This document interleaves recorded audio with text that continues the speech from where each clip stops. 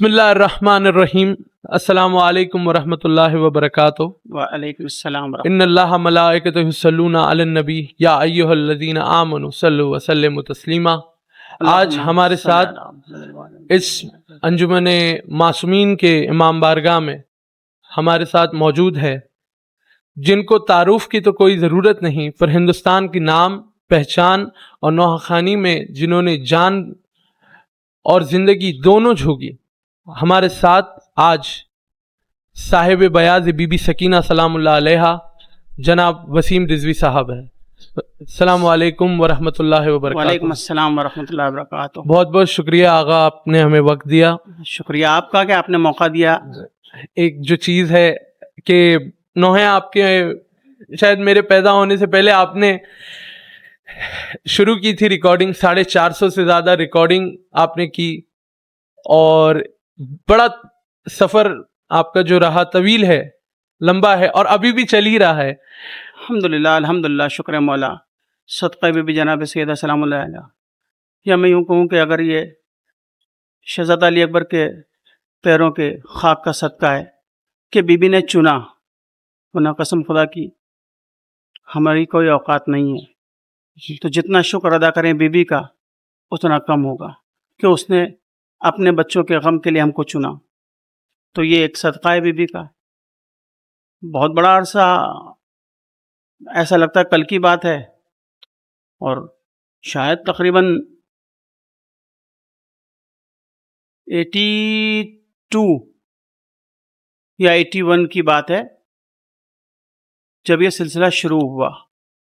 असल में सिलसिला तो बहुत पहले शुरू हुआ था, शायद 8 साल की उम्र थी तब ये सिलसिला शुरू हुआ।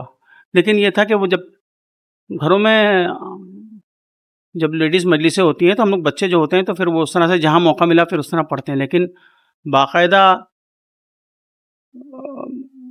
समझ लीजिए कि अंजुमनों में आके पढ़ने का जो मौका है तो तकरीबन 81-82 का है, जिसमें बाकायदा इसका आगाज़ हुआ पढ़ने का। 82 से लेकर अभी तक आप मुसलसल पढ़ते बड़ा ही आ अरसा रहे हैं। है, अल्हम्दुलिल्लाह अल्हम्दुलिल्लाह। इसी बात से ये बात है कि कोई तो होगा जो उस्ताद होगा या किसी चीज़ ने आपको रुजू किया कि आप इस चीज़ के लिए शुरुआत करें। देखिए, शुरुआत में तो जो मेरी वालदा थी, और मौला गनी की रहमत करे, दर्जात बुलंद करे उनके, इलाही आमीन। बहुत बड़ा हाथ है उनका। आज हम जहाँ पे भी हैं तो वालदा का बहुत बड़ा हाथ है। तो वही मतलब उकसाती थीं और कहती थी कि पढ़ो। और एक नाम, बहुत बड़ा नाम है, मशहूर काज़मी, मरहूम मशहूर काज़मी, यानी कि बम्बई की समझ लीजिए कि साहिब-ए-आज़ू की जान या नौहा खानी की जान उसको कह सकते हैं। आज के बच्चों ने तो शायद उनको सुना भी नहीं है, लेकिन जो पुराने बुज़ुर्ग हैं वो जानते हैं कि मैंने किसका नाम लिया हुआ है। जी। इतनी बड़ी हस्ती। और एक देखिए, अगर उस्ताद की बात आए तो 2 तरीक़े या 3 तरीक़े होते हैं उस्तादी के। या तो आपको कोई सिखाए, जैसे कि ABCD अगर आपको कोई सिखाता है तो वो ABCD या अलिफ बे से आपको कोई सिखाता है। दूसरा होता है आपका कोई आइडियल हो कि भाई फलां शख्सियत मेरी आइडियल है और मैं उसको देख के पढ़ूंगा और उसको देख के सीखूंगा, ये भी एक तरीका होता है। और वो आपके सामने हो, मैंने कहा ना, दूसरा तरीका ये है कि वो आपके सामने हो और आप उसको देख रहे हो पढ़ते हुए। और या फिर एक ऐसा है कि स्पिरिचुअल, रूहानी। जी। तो मेरे साथ में पहला सिलसिला नहीं है कि मुझे किसी ने अलिफ बे ते से की तरह सिखाया हो या ABCD की तरह सिखाया हो कि आप इस तरह पढ़िए, इस तरह करिए, इस तरह कोई सिखाने वाला नहीं था।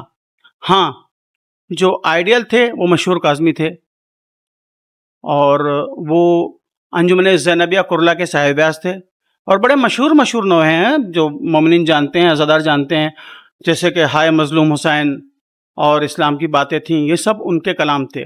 और ना जानिए क्या दर्द था ज़ैनब के फ़ुक़ा में, बहुत बेहिसाब नौहे थे। यानी कि शब-ए-दारियों के अंदर हाल ये होता था कि लोग 4-4 बजे रात तक उनको सुनने के लिए इंतज़ार करते थे। इतने बड़े साहिब-ए-आज़ का मैं नाम ले रहा हूँ। जी।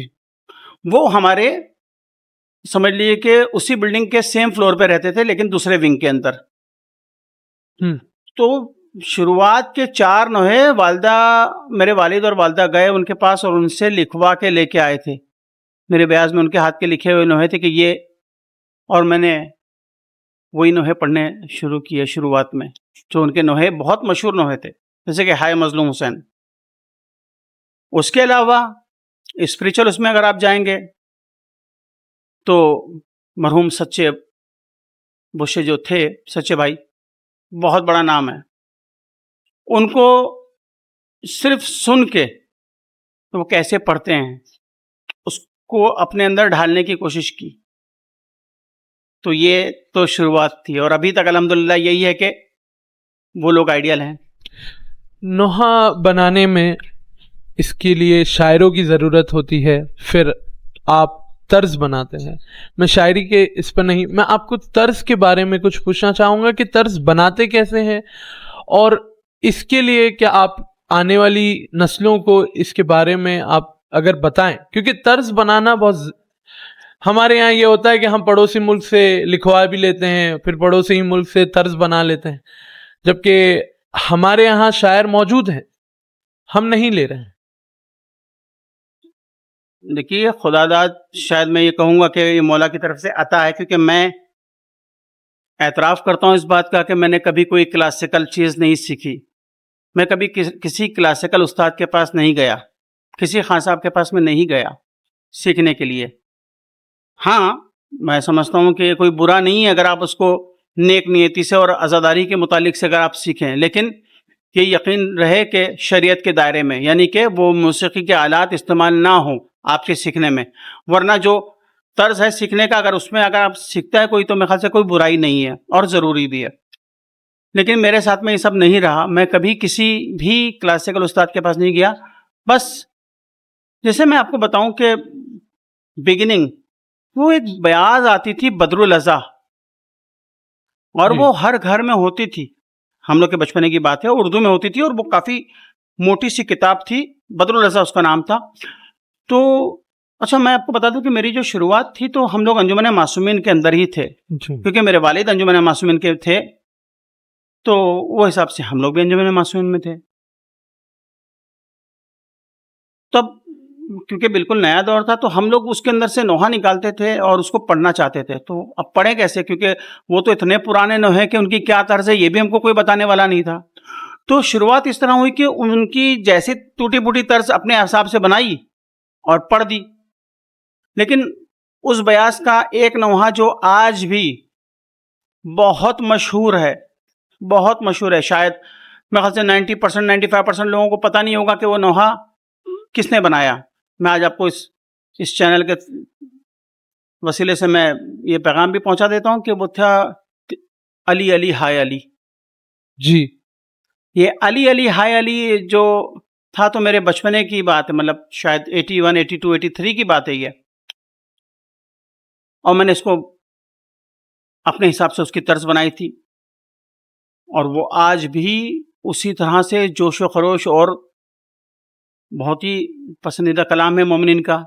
और वो तकरीबन 19 रमज़ान, 20 रमज़ान, 21 रमज़ान पर तो ऐसा नहीं होता है कि वो ना पढ़ा जाए। लेकिन अभी तक किसी को पता नहीं है कि वो नोहा है किसका। असल में वो नोहा बयाज बदरुल अज़ा का है, और उसकी कंपोजिशन और उसकी तर्ज, अगर सो कॉल्ड कहें जो कुछ भी है, उसको आप तर्ज टूटी फूटी जो मैंने बनाई थी, और अल्हम्दुलिल्लाह बीबी को इतनी पसंद आई कि वो आज तक ज़बान आम पर है और मोमिनीन अज़ादार और नोहा खां पढ़ते हैं उसको। तो इसके लिए बस ये मैं तो यही कहूँगा कि, और हमें अल्हम्दुलिल्लाह अभी तक यही हिसाब है कि नोहा सामने आता है, जिस तरह नोहा आता है उसी तरह से बीबी तर्ज दे देती हैं। यानी कि इसके अंदर मेरी कोई, मैं ये कहूँगा कि मैं उसको ऐसे करके बनाता हूँ या ऐसे करके बनाता हूँ, तो ये सब गलत होगा। नोहा सामने आया और उसके बारे में सोचा, और जो पहली चीज़ जो सामने आई वो तर्जें बन जाती हैं। इसी बात पे ये बात है कि आपका ये कहना है कि तर्ज बनाना आप ये अतात है। बिल्कुल, मैं अपने बारे में कहूँगा, क्योंकि जाहिर बात है कि तर्ज बनाने के लिए कुछ तो ऐसा होगा जो रूल रेगुलेशन या एक तरीका नहीं नहीं, बेशक इसके रूल्स रेगुलेशन हैं और इसके बाकायदा तर्ज जो बनाने वाले होते हैं वो उस्ताद होते हैं और वो इस चीज़ में अपने माहिर होते हैं।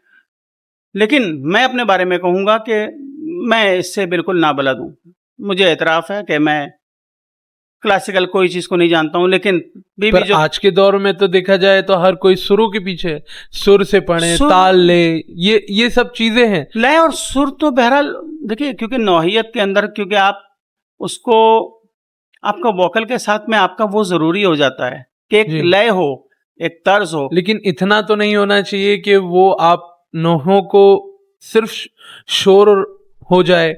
आप जैसे अगर मशहूर नोहा खान इस चीज को कहेंगे तो ये चीजें रुक सकती है। आप लोगों ने बहुत, आपने और आने पिछली जो नस्लें गुजरी उन्होंने इसके लिए कुर्बानियां दी हैं, और आज ये जो बन रहा है शोर, उस पर आप लोगों का कभी कुछ? शोर में आप देखिए, आप आवाम को इसका इल्ज़ाम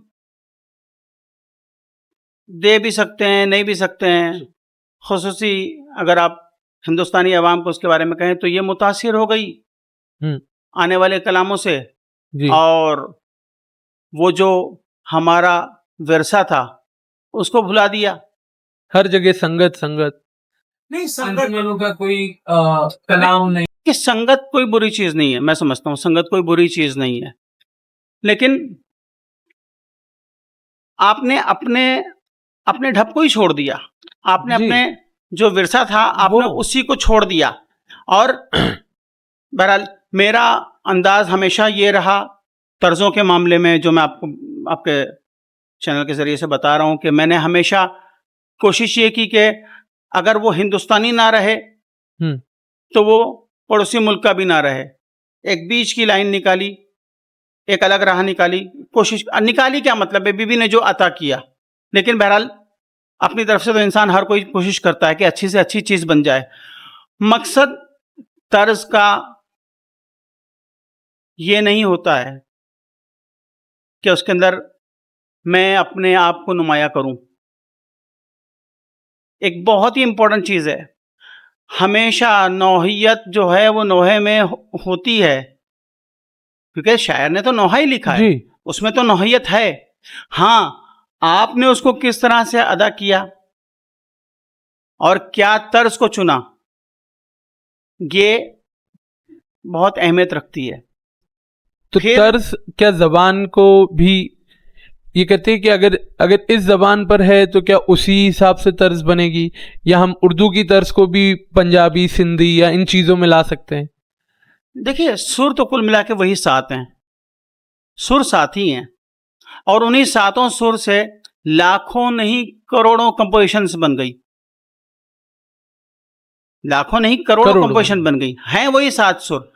लेकिन अब आपने क्या होता है कि जिस तरह से ये तर्ज, सुर बदलते हैं लफ्जों पे, जी। तर्ज बदलती है, कंपोजिशन चेंज होती है तर्जों पे। एक नोहे का जो अल्फाज हैं उसके हिसाब से अलग तर्ज होगी, दूसरा नोहा होगा, आप यही तर्ज को सोचेंगे कि मैं उस पर बैठा दूं तो ये मुमकिन नहीं है। उसके हिसाब से, उसके अल्फाज के हिसाब से उसकी तर्ज आएगी। हाँ, हमारी जो तर्जें थी, और ये हिंदुस्तानी अदायगी जो थी, ये यहाँ से माइग्रेट होकर पड़ोसी मुल्क में गई, जी। और अभी भी वहाँ की बहुत सारी अंजुमनें हैं। मोहम्मद या कदीम वगैरह जैसे अंजुमन का मैं नाम ले रहा हूँ, और मैं बहुत जिम्मेदारी से नाम ले रहा हूँ। मोहम्मद या कदीम वगैरह जो है वो अभी भी अपने अंदाज पे कायम है। वो वहाँ पे रहकर उन्होंने अपना अंदाज नहीं बदला, यानी कि मुतासिर नहीं हुई। हम यहाँ पे रहकर मुतासिर हो गए। जी। तो अब ये तो बात आती है चॉइस की। तो क्या मुतासर होने में कहीं आप और और बहुत से नौहा खान नहीं कर पाए कि अगर वो कर रहे हैं तो हमारी तरफ से भी हो? नहीं, देखिए, एक चीज़ और बहुत इम्पोर्टेंट है। अब यहाँ पे जब बात निकली है तो हर ज़माने के हिसाब से आज़ादारी ने अपनी करवट बदली है। हर ज़माने के हिसाब से आज़ादारी और अंदाज बदला है। हमारे बचपने में एक हाथ का मातम भी होता था। आज भी अंजुमन इमामिया है और बहुत सारी अंजुमनें जो एक हाथ का मातम करती हैं, क्योंकि उसकी ज़रूरत होती है, रिक्वायरमेंट होती है नोहे की कि एक हाथ का मातम हो। लेकिन उसी जगह पे 3 हाथ का मातम भी होता है, 2 हाथ का मातम भी होता है। तो सिर्फ तर्जें नहीं बदली, अंदाज बदला। हमारे यहाँ के साहिब आज़म ने चाहा कि वहाँ की तरह से लेके आए। कितने कामयाब हुए कितने नहीं कामयाब हुए आप लोग सब जानते हैं। मैं किसी के बारे में कुछ कहूँ तो जमाने के साथ आप लोग क्यों नहीं बदले?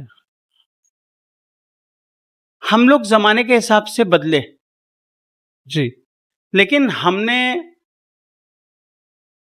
मैंने आपसे कहा ना पहले ही कि मैं बिल्कुल भी अपने अंदाज को छोड़ के किसी अंदाज पे नहीं चला गया। जब देखिए मेरे उस्ताद का इंतकाल जो मशहूर काज़मी साहब के थे, उनका अंदाज एक अलग अंदाज था। ये नहों को जैसे कि खींच के पढ़ना, तो मैं एक अरसे तक जब मेरी तर्जें बनती थी तो क्योंकि मेरे जहन में वो तर्जें थीं तो मेरी तर्जें उसी तर्जों के हिसाब से आती थी। उस्ताद के जो नोहे थे जैसे कि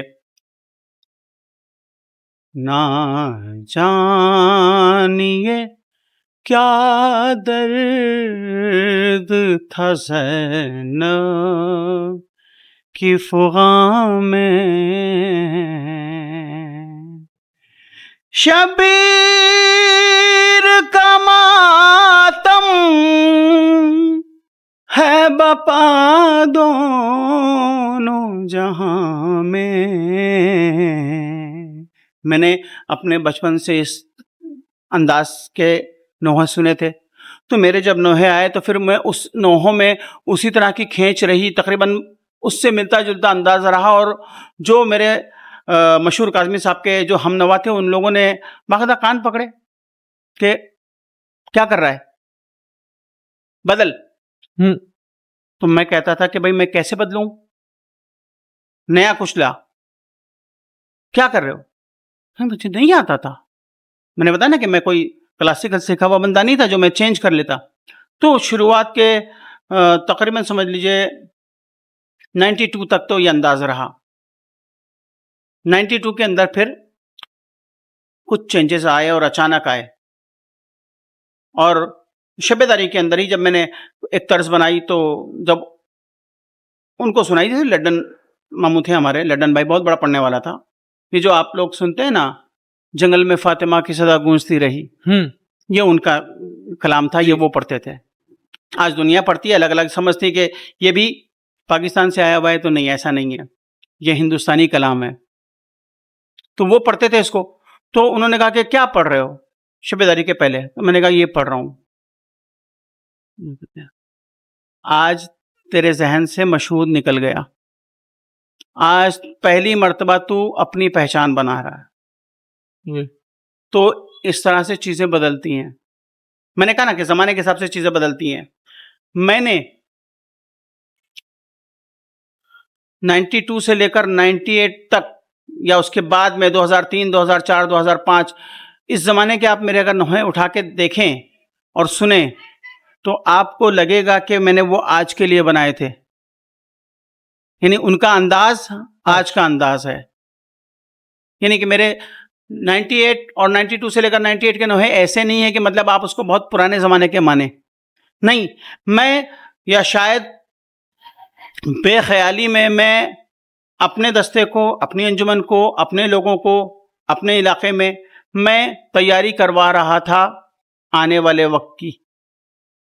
यही वजह है कि मेरे वो 92 के नोहे, 93, 98, 99, 2000, उसके बाद में जो भी नोहे आए वो आज भी अगर आप पढ़े जाएं तो वो, अगर कोई नया सुनने वाला है तो समझेगा कि वो आज का नोहा है।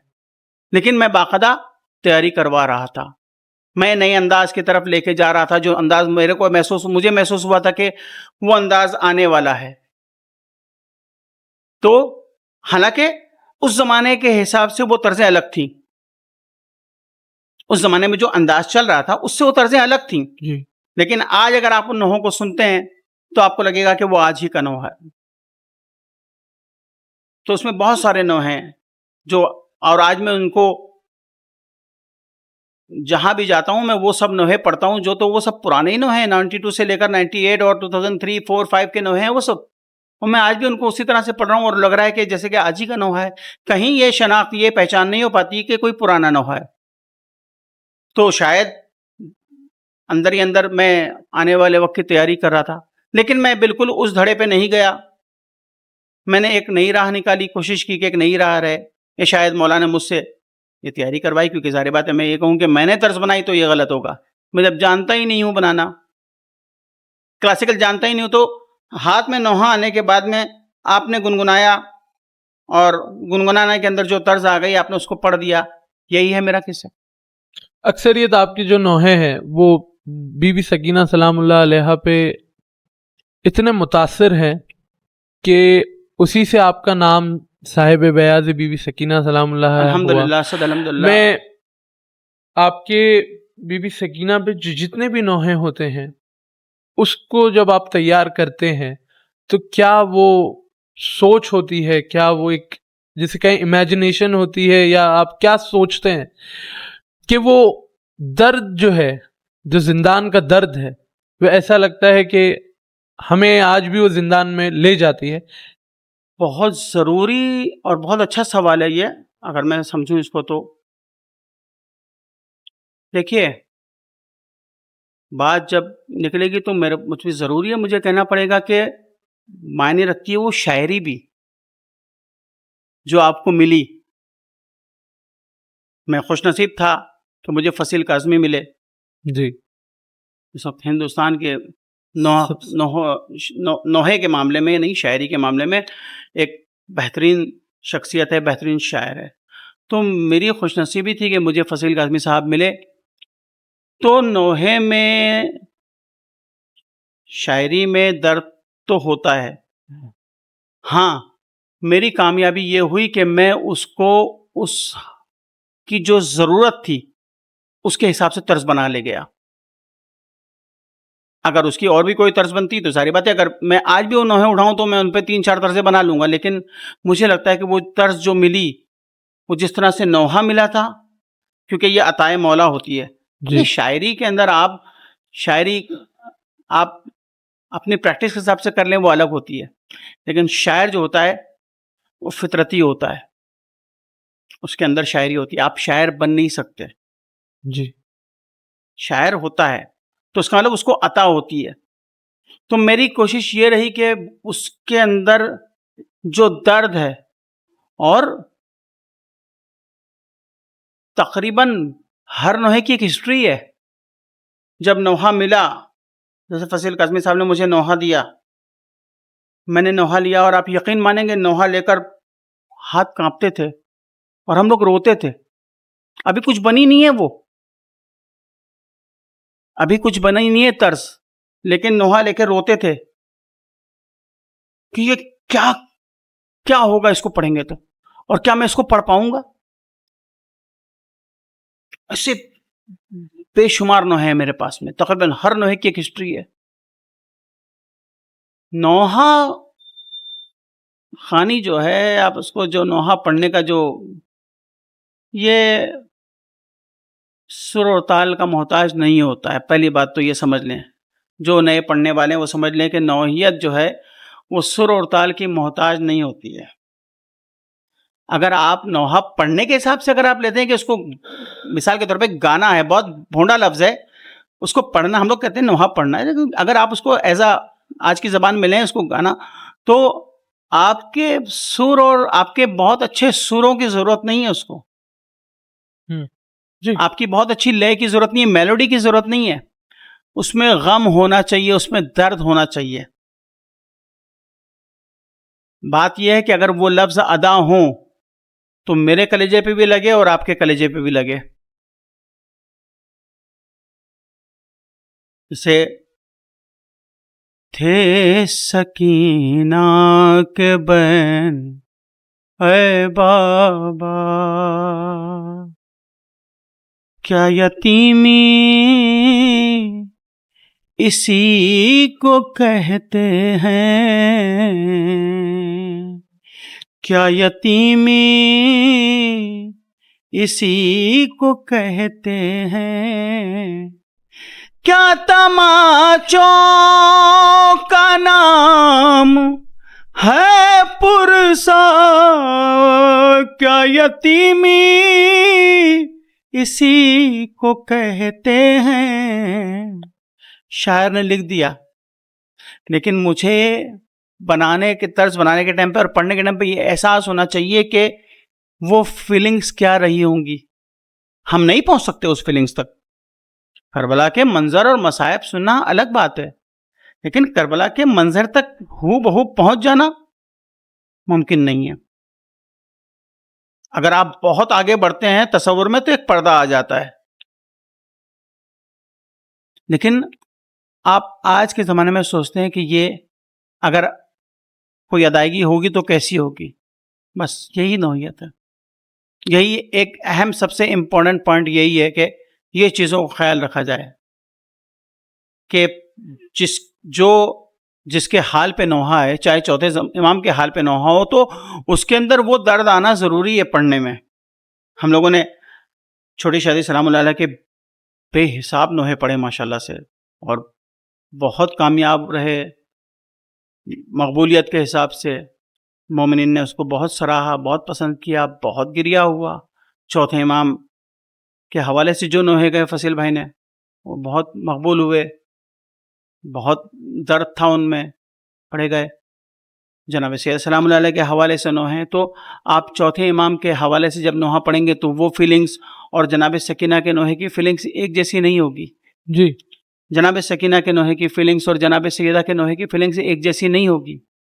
हर एक का एक अंदाज है, एक तरीका है। बस आपको उस चीज़ को जहन में रखना है।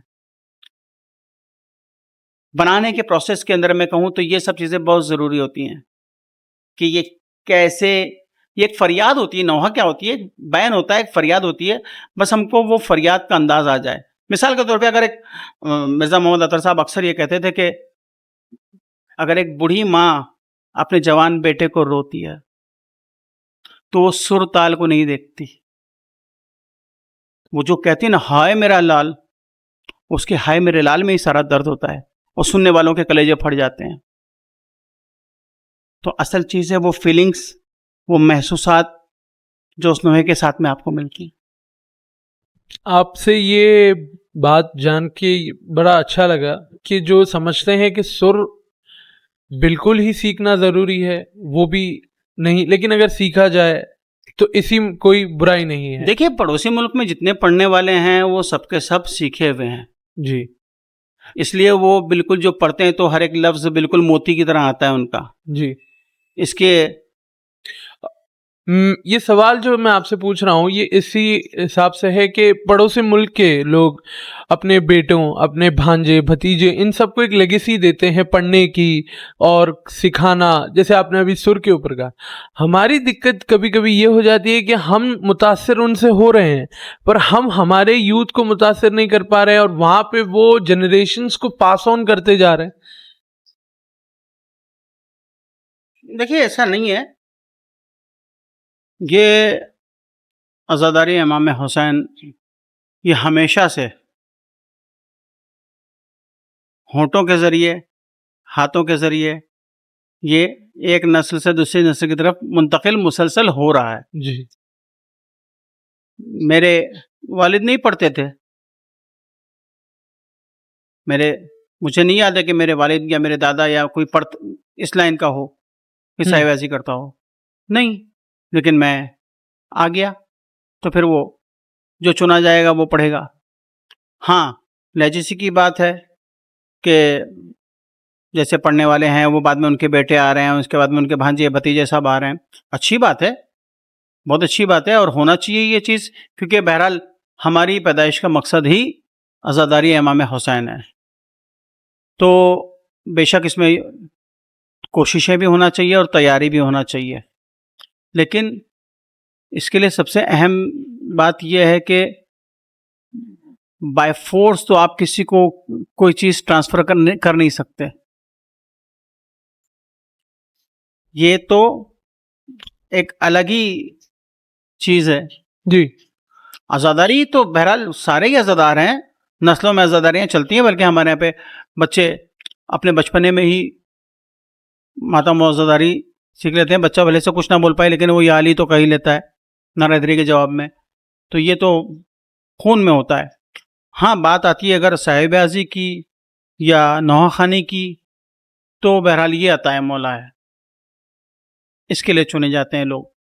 जी तो अब उसके लिए कौन कितनी कोशिश करता है, वो अच्छी बात है और ज़रूरी भी है। तो इसमें मेरे ख्याल से कोई बुरी बात नहीं है कि अगर ये ख़ानदान में चल रही है। तो जैसे मेरा बेटा है, मेरे पास में नहीं है, वो मुझसे दूर है, लेकिन जब वो यहाँ पे था तो वो मेरे साथ में खड़े होकर पढ़ता था। शौक है उसको, पढ़ता है, लेकिन वो मेरी तरह से फुल इसमें नहीं आया। जी लेकिन दुआ यही है कि बहरहाल वो आए। और ये चीज़ें खून में होती हैं। बिल्कुल। जैसे कि मछली के बच्चे को तैरना नहीं सिखाना पड़ता, उसके अंदर फितरत में है। तो ऐसे ही ज़ाहिर बात है कि बच्चों में है। और वो लोग जैसे मैं अपनी बेटी की बात करूं तो मेरी बेटी पढ़ती है और लोग कहते हैं कि हाँ भाई उनके फादर तो पढ़ते हैं, तो ये नहीं पढ़ेंगे तो कौन पढ़ेगा। हालांकि मैं आपको हकीकत बताऊं कि मेरे बच्चे छोटे से जवान हो गए और मैं यहाँ पे था ही नहीं, उनको सिखाने के लिए मैं मौजूद नहीं था। जी तो फिर भी वो पढ़ रहे हैं, इसका मतलब ये गॉड गिफ्टेड है और ये खून में है, तो आएगा। अब बात करते हैं तरई कलामों की। तरई कलामों का अंदाज जो पहले हुआ करता था, पहले जो नौहा खान पढ़ते थे, आज के नौहा खानों में वो तरई का अंदाज नहीं है। आप खुद में एक ज़माना है, आपने 88 से या अब तक देखा है, तो वो तरई कलाम जो आज बहुत कम हो गए हैं ना। तो पहले तरई शब्दारियाँ जब असगरिया के हसन भाई ने हमें बताई और उनसे हमारे को पता चला कि वो सुबह तक होती थी, वो रात तक, फिर वो सुबह तक, फिर वो सुबह के दोपहर तक, यानी सुबह जोहर तक नहीं, बल्कि जो चहलुम की शब्बेदारी, अंजुमन अब्बासिया की जो शब्बेदारी होती थी, तरई शब्बेदारी, जो कि बम्बे की सबसे बड़ी शब्बेदारी है। मुझे अपने बचपने का ज़माना याद है कि जुलूस शाम को 4 साढ़े 4 बजे जुलूस निकल जाता था और अंजुमनें पढ़ रही होती थी। और अक्सर मौके ऐसे हुए कि जुलूस रहमताबाद में ख़त्म हो गया और वहाँ से वापस आया और अंजुमनें पढ़ रही हैं।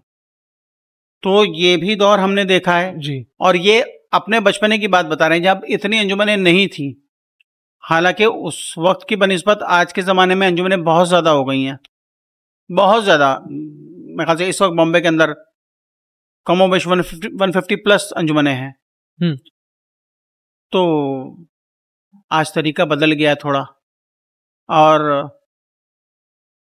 कहने के लिए बात अच्छी नहीं लगेगी किसी को, लेकिन बहरहाल जो हक है वो तो कहना पड़ेगा कि पहले एक वक्त में एक अंजुमन पढ़ती थी, आज एक वक्त में 4 अंजुमनें पढ़ रही हैं। क्योंकि सबको जाना है, सबको पढ़ना है, अपनी बारी का अगर हर अंजुमन इंतज़ार करेगी। और बहुत से, देखिए एक चीज़ और है, आपको बॉम्बे के अंदर आप हैं या किसी ऐसी जगह पर है जहाँ पे लोगों को सवेरे ऑफिस होता है, तो अब वो चाहते हैं कि हमको जितना जल्दी हम फ्री हो जाएं तो उतना हम चले जाएं और फिर सुबह में अपने ऑफिस भी कर लें। तो जाहिर बात है फिर जब ऐसा वक्त आएगा तो फिर वक्त के हिसाब से चीज़ें भी बदलती हैं, तो फिर एक नहीं 4 अंजुमनें पढ़ने पड़ेंगी। लेकिन लॉस कहाँ हो रहा है? देखिए, एक शब्बेदारी के अंदर 4 अंजुमनें पढ़ाना बुरी बात नहीं है कि 4 मकाम पे 4 अंजुमनें पढ़ रही हैं एक ही वक्त के अंदर, लेकिन इससे एक लॉस तो बहरहाल हुआ कि अब कोई किसी को सुनने वाला नहीं है। जब एक अंजुमन वहाँ पढ़ ली, एक अंजुमन वहाँ पढ़ ली, एक अंजुमन यहाँ पढ़ ली, एक अंजुमन फर्स्ट फ्लोर पे पढ़ ली, तो जो इत्तेहाद है, जो साथ मिलकर पहले एक पढ़ना अंजुमन होता था, नहीं या ऐसा आपका मतलब ये है कि एक पढ़ रहे हैं तो सभी उनके साथ चले? नहीं, ऐसा नहीं होता है। पहले हम लोग के बचपन में जो था कि एक टाइम पे एक अंजुमन पढ़ती थी और उसको सुनने वाले जो भी हैं वो उस अंजुमन को सुनते थे, और अभी भी हर जगह पे यही होता है। और फिर वो अंजुमन हटती थी, दूसरी अंजुमन को पुकारा जाता था, फिर लोग उस अंजुमन को सुनते थे। जी और इंतजार, जैसे मैंने आपको बताया कि बराबर। अंजुमन ज़ैनब कुर्ला का ज़माना वो था कि लोग इंतज़ार करते थे कि अब मशहूर काज़मी आएंगे पढ़ेंगे, या बब्बी भाई थे वो आएंगे पढ़ेंगे, या लड्डन मामू थे वो आएंगे तो पढ़ेंगे। तो ये पढ़ने वालों का लोग इंतज़ार करते थे। लेकिन अगर आप आज के ज़माने में आप सोचिए कि यही आप तीनों साहिबाज़ों को एक साथ लगा दें अंजुमनों को, कि एक यहाँ पढ़ रहे हैं, एक यहाँ पढ़ रहे हैं, तो आप कितनों को सुनेंगे? ज़ाहिर बात है सुनने वाला मजमा कम हो जाएगा। जी तो खैर वक्त की ज़रूरत के हिसाब से समझिए या जो भी समझिए, बहरहाल मजबूरियां भी अपने साथ में, लेकिन बहरहाल एक एक करके जो होती थी उसके अंदर बहुत रौनक होती थी। लेकिन अब वक्त के हिसाब से, ज़रूरत के हिसाब से लोग अपना अंदाज बदल रहे हैं, तो ये भी हो रहा है। अभी आप जहाँ बैठे हैं, जहाँ हम ये रिकॉर्डिंग कर रहे हैं, आपने बताया आपका बचपन से इस मासूमीन से ताल्लुक़ रहा है। मासूमीन से असगरिया तक का सफ़र, और आपने माशाल्लाह आप पहले होंगे जो ईरानी नहीं थे, फ़ारसी नहीं होती थी, पर आपने बुशेरी भी पढ़ी है। तो मुझे आपका ये जो सफ़र है मासूमीन से लेके असगरिया तक का, ये जानना बहुत ज़रूरी बड़ा है। सवाल है ये। और एक चीज़ जो आपकी सबसे बेहतर मुझे ऐसा लगा, या आपने हमें एक चीज़ सिखाई कि आप कभी भी दूसरों के कलाम नहीं पढ़ते थे, आप अपने ही कलामों को पढ़ते हैं। तो मुझे आप स्टेप बाय स्टेप अगर इस चीज़ का जवाब दें तो ज़्यादा बेहतर है। आपके इस एक सवाल के अंदर कई सवाल हैं जी, और ये बहुत बड़ा सवाल है मेरे लिए, क्योंकि इसके जवाब के अंदर मेरी तकरीबन पूरी ज़िंदगी आ जा रही है। यही जानना है कि आप समझिए कि मैं अपने बचपने में, जब हम लोग, मुझे याद है मैं 6 साल का, 5 साल का, 6 साल का होता था। आज के ज़माने में कोई अपने बच्चे को, 6 साल के बच्चे को छोड़ेगा नहीं, नहीं, लेकिन मेरे वालिद जब मैं 6 साल का होता था तब जी। से अंजुमन के अंदर मुझे छोड़ देते थे, और मैं 3-4 बजे रात तक, जब तक अंजुमन मासूमीन मातम करती थी, हम साथ साथ जाते थे, हर जगह मातम करते थे। और वो दौर गुजरा और हम लोग छोटे से बड़े होना शुरू हुए। 10 साल 12 साल की उम्र में आके नवाखानी भी होती थी, मातम भी होता था, और अंजुमन मासूमीन माशाल्लाह से हिंदुस्तान की बड़ी अंजुमनों में से थी, और जिसके बारे में ये कहा जाए कि ये जहाँ जाती थी अपनी एक शाख छोड़ के आती थी, अपनी एक पहचान छोड़ के आती थी। जी, मिसाल के तौर पे मैं आपको बताऊं, गुजरात, अहमदाबाद में बहुत सारी जगहों पे अंजुमन मासूमीन जब जाती थी तो वहाँ पे लोगों को उसने जंजीर का मातम सिखाया, बुशेरी मातम सिखाया, तो वहाँ पे अपनी शाख छोड़ के आती थी। जब ये नहीं होती थी तो वहाँ के लोग इनके अंदाज में और इनके नोहे पढ़ते थे। तो ये मतलब हमारे बचपने की बात है कि अंजुमन मासूमीन मुख्तलिफ जगहों पे जाती थी और वहाँ पे अज़ादारी को कायम करती थी, और जुलूस वगैरह में शिरकत करके वहाँ के जुलूस की रौनक बनती थी। फिर जब हम लोग थोड़े बड़े हुए और जब हम लोगों ने 8-10 साल की उम्र में जब पढ़ना सीखा, तो मुझे याद है, आपने कहा कि मेरा मासूमीन से सफ़र कैसा रहा, तो ज़ाहिर बात है कि मासूमीन में सारी ज़िंदगी बचपना गुजर गया था हम लोगों का। और वालिद भी मेरे वालिद अपने बचपने से अंजुमन मासूमीन के मेंबर थे, जी, और क्योंकि अंजुमन मासूमीन में सारा बचपना गुजरा, और तकरीबन रोज़, हर दूसरे दिन और हर शब-ए-दारी में, हर सैटरडे को शब-ए-दारी में बुशेरी मातम होता था। तो वो, हालांकि हम लोग पर्शियन नहीं थे, ईरानी नहीं थे, लेकिन कभी कभी आप, या तो फिर आपकी सुनने की ताकत इतनी ज़्यादा है कि आप उसको सुन के कैप्चर कर लेते हैं। तो ये आप पे आता है, ये है। मुझे नोहे मिले। अच्छा, मासूमीन से दूरी नहीं हुई, मासूमीन आज भी दिलों में बसती है, लेकिन कुछ रिस्ट्रिक्शन आई। जी, जैसे कि मैं बिल्कुल नया पढ़ने वाला था, तो मैं मासूमीन के तो नोहे पढ़ता ही था, क्योंकि हम छोटे थे, पढ़ने वाले थे। खुर्शीद अंकल थे, बहुत बेहतरीन आवाज़ का मालिक।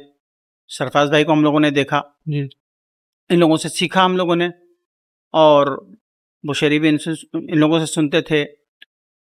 जहन में बैठते गए अल्फाज, तलफ़ुज़, प्रोनाउंसिएशन, अदायगी, अंदाज, सब चीज़ें एब्जॉर्ब कर ली खून के अंदर, बदन में बिल्कुल, मतलब एक कलेजे में जाके बैठ गई वो सारी चीज़ें दिल में।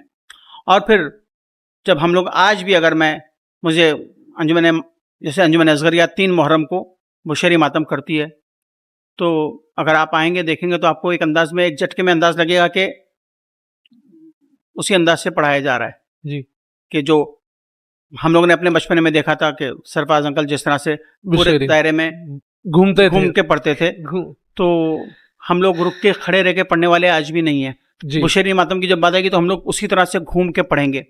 तो ये बचपन सा, और उसी बचपने में जब पहली मरतबा प्रोनाउंसिएशन चेक किया लोगों ने, जी, और उन्होंने इजाज़त दी कि हाँ आप पढ़ सकते हैं, तो आगे पढ़ना शुरू किया, वरना तो मना कर देते तो कहानी ख़त्म हो जाती, आगे पढ़ते नहीं।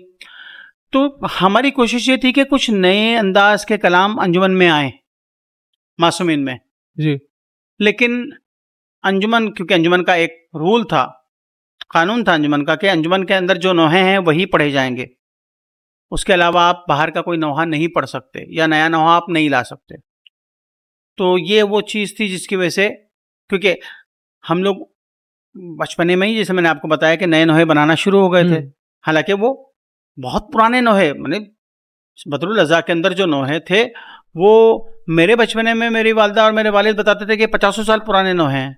तो वो 50 साल पुराने नोहे मैं उनको नए अंदाज में पढ़ रहा था, या मैं नए अंदाज की तर्ज बना रहा था उस ज़माने में, तो वो मुझे इजाज़त नहीं मिली पढ़ने की। तो मैंने अंजुमन मासूमीन से शिफ्ट होके अंजुमन शमशेर हज़री पाला गली में चला गया। जी। अंजुमन शमशेर हज़री पाला गली में बचपने से नोहा ख़ानी की। मशहूर काज़मी साहब भी उसमें अक्सर, क्योंकि वो थर्सडे, फ्राइडे और संडे 3 दिन मातम करते थे वो लोग, तो 3 दिन मातम का मौका मिलता था, नोहा पढ़ने का मौका मिलता था, और बड़े साहिबाज भी आते थे उसमें, उनको सुनते थे। तो वो एक सीखने का दौर था। तो ये दौर चलता रहा तकरीबन 88 तक। 88 में अचानक असगरिया के अंदर एंट्री हुई। एक नोहा था, उसको पढ़ना था, और वक्त उसका बिल्कुल समझ लो करीब आ गया था, और मुझे जो अंजुमन के उस लोग थे उसको मिले और कहा कि इसकी तर्ज बना के पढ़ना है। तो तर्ज तो बन गई, लेकिन अब उसको पढ़ेगा कौन, क्योंकि टाइम तो नहीं है। अब हम तर्ज बना ही रहे थे और अंजुमन का नाम पुकारा गया, तो फौरी हम लोग इन्वॉल्व हो गए उसमें, फ़ौरन के फ़ौरन जाके नोहा पढ़ दिया। और वो एक नोहा पढ़ा, और चाहे बीबी ने वो शायद अरेंजमेंट किया था असगरिया में एंट्री का। छोटी सी अंजुमन थी, बच्चों की अंजुमन थी, सब छोटे छोटे बच्चे थे, हम भी छोटे थे, सब एक तरह के। और फिर वो इस तरह से 88 में अंजुमन असगरिया के अंदर एंट्री होगी, 87-88 के अंदर, और उसके बाद से आज तक। आप नोहों की बात की जाए तो आप अपने कलाम के अलावा आप दूसरे कलाम नहीं पढ़ते हैं, इसकी एक खास वजूहात है, या आपको ऐसा लगता है कि फसी आपकी जो राइटर है जो लिखते हैं उस हिसाब से हैं? नहीं, नोहे मैंने दूसरे भी पढ़े हैं, जैसे मशहूर काज़मी साहब के जो कलाम हैं, 4 या 5 कलाम उनके हैं, 3-4 कलाम, वो मैं हमेशा पढ़ता हूँ। और पहली मुहर्रम या दूसरी मुहर्रम को तो ज़रूर पढ़ता हूँ, ताकि मैं उसी तरह अपने उस स्पिरिचुअल उस्ताद को, रूहानी उस्ताद को, कम से कम उस नोहे का सवाब हदिया कर सकूँ। जी। तो मैं पहली या दूसरी मुहर्रम को तो एक नोहा उनका ज़रूर पढ़ता हूँ सवाबन। लेकिन मशहूर काज़मी साहब के अलावा कोई ऐसा नहीं नोहा मिला जिसको मैं पढ़ सकूँ। और अब अल्हम्दुलिल्लाह, शुक्र मौला, सदक़े बीबी जनाब सैयदा सलामुल्लाह अलैहा के, बीबी ने इतना करम किया हुआ है कि अपने इतने नोहे हैं कि उन्हीं नोहों को दोबारा पढ़ने का मौका नहीं मिलता है। तो दूसरे नोहों की तरफ तो जारी बात। और दूसरे नोहे की तरफ से अगर बात करूं तो तकरीबन आपके 21 वॉल्यूम से ज़्यादा नहीं, मेरे वॉल्यूम तकरीबन 28-29 के ऊपर वॉल्यूम। जी, शायद मेरी ये है गलती होगी इसमें गैप भी लेकिन 4 साल जो आपने नोहों को रिकॉर्ड नहीं किया, इसकी क्या वजूहात होगी? क्योंकि आप इतने वॉल्यूम 450 से ज़्यादा, वो तो रिकॉर्डेड है, और जो रिकॉर्डेड नहीं है वो तो मैंने अभी तक गिने नहीं है। बट ये ज़रूरी जानना है कि 4 साल आपने रिकॉर्डिंग नहीं की, इसकी क्या वजह रही? 4 साल ऐसा नहीं है, 3-4 साल का गैप आया है उसके अंदर। और ऐसा नहीं कि उन सालों में हम लोगों ने नोहे नहीं बनाए, नोहे बने, और अच्छे खासे नोहे बने, और वो सारे नोहे लाइव पढ़े हम लोगों ने। जी। रिकॉर्ड नहीं किया तो रिकॉर्डिंग तो समझ लिए एक मोड है मोमिनीन तक पहुंचाने के लिए, लेकिन रिकॉर्ड नहीं हुए इसका मतलब ये नहीं कि हम लोगों ने कुछ मेहनत ही नहीं की। नहीं, हम लोगों ने नोहे बनाए थे, और जैसे मौला अली अकबर अलैहिस्सलाम का, और जनाब असगर अलैहिस्सलाम का, और जनाब कासिम अलैहिस्सलाम का, और इमाम हुसैन का, और जनाब ज़ैनब को, सारे नोहे बने। और हम लोगों ने उन तारीखों पे उन नए नोहों को पढ़ा भी, जी, मुसलसल पढ़ा, लेकिन हाँ, रिकॉर्डिंग नहीं कर पाए। रिकॉर्डिंग नहीं करने की बहुत सारी वजूहात हैं उसके अंदर, वक्त की बात नहीं है, लेकिन कुछ ऐसा दिल हुआ कि अब इतने सारे बन रहे हैं तो अब क्या उसके अंदर जाएं, क्या करें, किसको करें। तो वो एक थोड़ी दिल को एक तकलीफ थी, जिसकी वजह से रिकॉर्डिंग की तरफ जाने का दिल नहीं हुआ। जी। तो अब लाइव ही पढ़ेंगे। इराकी और ईरानी जो नौहा खान हैं वो उनका अंदाज वो सबको लेकर आते हैं, एक हॉल में या स्टेडियम में जमा करते हैं और वो पढ़ते हैं। उन्होंने कुछ इक्विपमेंट्स में भी डेवलपमेंट किया, जैसे जब वो नौहा पढ़ते हैं तो उनका माइक बहुत क्लियर होता है, लोगों की आवाज़ भी बहुत क्लियर होती है। तो क्या हमें ऐसा नहीं करना चाहिए कि हमारे जुलूसों में, इन चीज़ों में हमें भी, अब वक्त आ गया है कि टेक्निकलिटी और टेक्नोलॉजी में भी बढ़े? देखिए, इराकी नौखां हज़रात जो हैं और ईरानी जो पढ़ने वाले हैं, ये अपने आप में बहुत अच्छे और बहुत बड़े पढ़ने वाले हैं। अताए बीबी की उनके ऊपर, वो जहाँ तक मैंने देखा है, मैं नहीं जानता मैं कि मैं कितना सही हूँ, मैं गलत हूँ, जो मैंने देखा, जैसा आपने देखा मैंने भी देखा, तो वो बहुत ऑर्गेनाइज होके करते हैं। जी। वहाँ पे मुझे नहीं लगता है कि वहाँ पे अंजुमनों का उस तरह तस्वुर है। वहाँ नौहा खानों की चलती वहाँ है। नौहा खान, तो मैंने आपसे कहा ना, वो बहुत ऑर्गेनाइज होकर पढ़ते हैं कि यहाँ पे एक प्रोग्राम होगा तो ये प्रोग्राम होगा तो किस तरह से होगा, तो मजमे का ख्याल रखा जाएगा, मजमे में उतने माइक रहेंगे ताकि मजमे की वॉल्यूम भी, आवाज़ भी कोरस की बहुत ही पावरफुल और शार्प आए, और ज़ाहिर बात है पढ़ने वाले की भी आवाज़ उतनी शार्प और उतने माइक। देखिए, हम लोगों के साथ में सबसे बड़ा अलमिया यही रहा। जी। ये मेरे ही नहीं, जितने पढ़ने वाले हैं, आप उनसे कसम ले लीजिए, उनके दिल का दर्द यही होगा कि एक प्रोग्राम करने वाला लाखों रुपए का प्रोग्राम तो कर लेता है, लेकिन जो प्रोग्राम की जान माइक है, इसके ऊपर वो उतना खर्चा नहीं करता है। हालांकि हक है, क्योंकि यही वो माइक है और ये मीडियम है जो आपकी मजलिस को या आपके नोहे को या आपके प्रोग्राम को मोमिनीन तक पहुंचाएगा। तो एक गुजारिश भी है मोमिनीन से कि अगर प्रोग्राम रखते हैं तो कम से कम इस चीज़ का ख्याल रखें कि माइक अच्छा हो, ताकि जो जिक्र आप पहुंचाना चाह रहे हैं मोमिनीन तक, वो एहसन और अच्छे तरीके से पहुंचे। जी। एक सवाल आपसे अगर मैं इजाज़त लेना चाहूँगा, आप पड़ोसी ममालिक गए हैं, लोगों को जानते हैं, क्या आपने कभी वहाँ जाके रिकॉर्डिंग की है या उन लोगों के लिए कलाम या तर्ज बनाई है? और जो इल्ज़ाम सबसे बड़ा उन पर है, मैं आपसे इजाज़त लेकर, आप बड़े हैं, मैं आपसे इजाज़त लेकर ये पूछना चाहता हूँ कि क्या पड़ोसी मुल्क के लोग नजराना, डिमांड और ये सब चीज़ें जो मांगते हैं, ये हमारे हिंदुस्तान में भी होता है, नहीं होता है? आपने एक ज़माना देखा है, तो ये चीज़ों पे मुझे पूछना था, अगर आप इजाज़त दें तो। नौहा खानी ज़िक्र अइम्मा तहरीन अलैहिस्सलाम, मसाइब अइम्मा तहरीन अलैहिस्सलाम, मोहम्मद व आले मोहम्मद।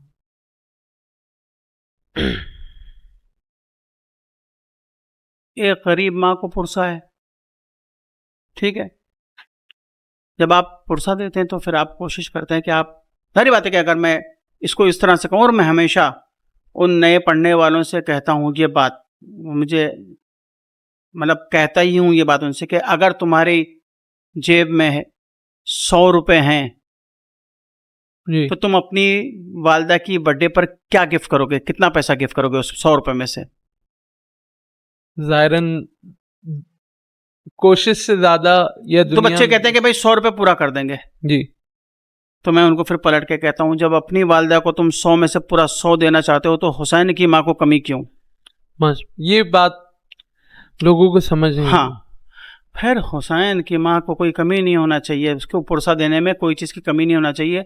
आप अच्छे से अच्छा, ये बात इस जुमरे में भी आती है कि पढ़ने वाला पढ़ने में कमी ना करे।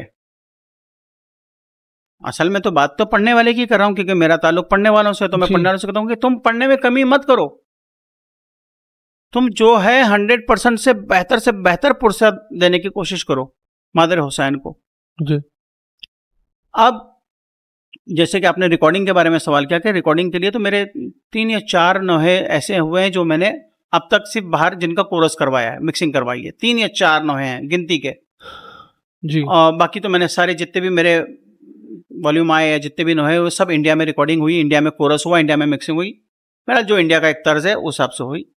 वहाँ का जो है एक अलग लेवल है मिक्सिंग का, उसके अंदर अलग चीज़ें ऐड होती हैं। यहाँ पे जो होती हैं, तो अब थोड़ा यहाँ पे भी डेवलपमेंट्स हो गया है, वरना यहाँ पे जैसे वहाँ पे शोर होता था, यहाँ पे शोर नहीं होता है। यहाँ पे एक चीज़ जो है वो उसकी जो रिक्वायरमेंट है सुकून वाली, उस सुकून से पेश की जाती है, जो मेरे नोहों के अंदर आपको चीज़ नज़र आएगी।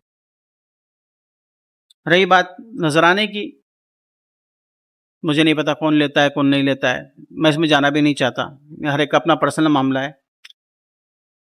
लेकिन हाँ, इतना मैं कहूँगा कि मांगना नहीं चाहिए।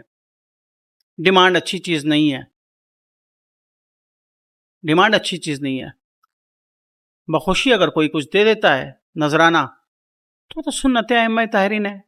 आप मांगिए मत, आप सौदा मत कीजिए।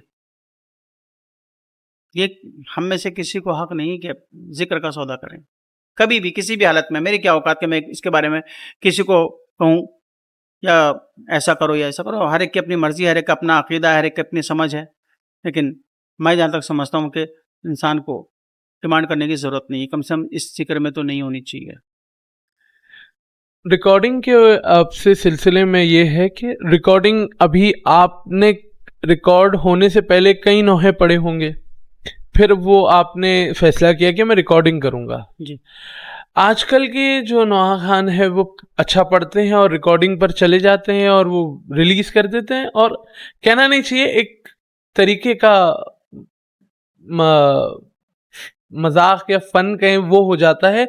और उसी में ये बात कि इस जमाने की रिकॉर्डिंग और आपके वक्त की रिकॉर्डिंग में फ़र्क क्या है, कि आज के आपके ज़माने में क्या उतना रिकॉर्डिंग करने में पैसा लगता था, इक्विपमेंट्स कम थे, या आज टेक्नोलॉजी की वजह से सस्ताई आ गई तो हर कोई आ जाता है रिकॉर्डिंग कर नहीं नहीं, टेक्नोलॉजी की वजह से आसानियाँ हो गई हैं। जी। हम लोग 88 में मेरी पहली कैसेट, 1988 में फर्स्ट कैसेट मेरी आई थी नहों की, और हम लोगों को याद है 1988 में, 92 में, और उसके बाद में 98 तक, और तकरीबन 2002-2003 तक का ये जितनी भी रिकॉर्डिंग हुई है ये सब स्पूल पे हुई है। और स्पूल की जो रिकॉर्डिंग होती थी डिजिटल नहीं होती थी, जी। यानी वन टेक।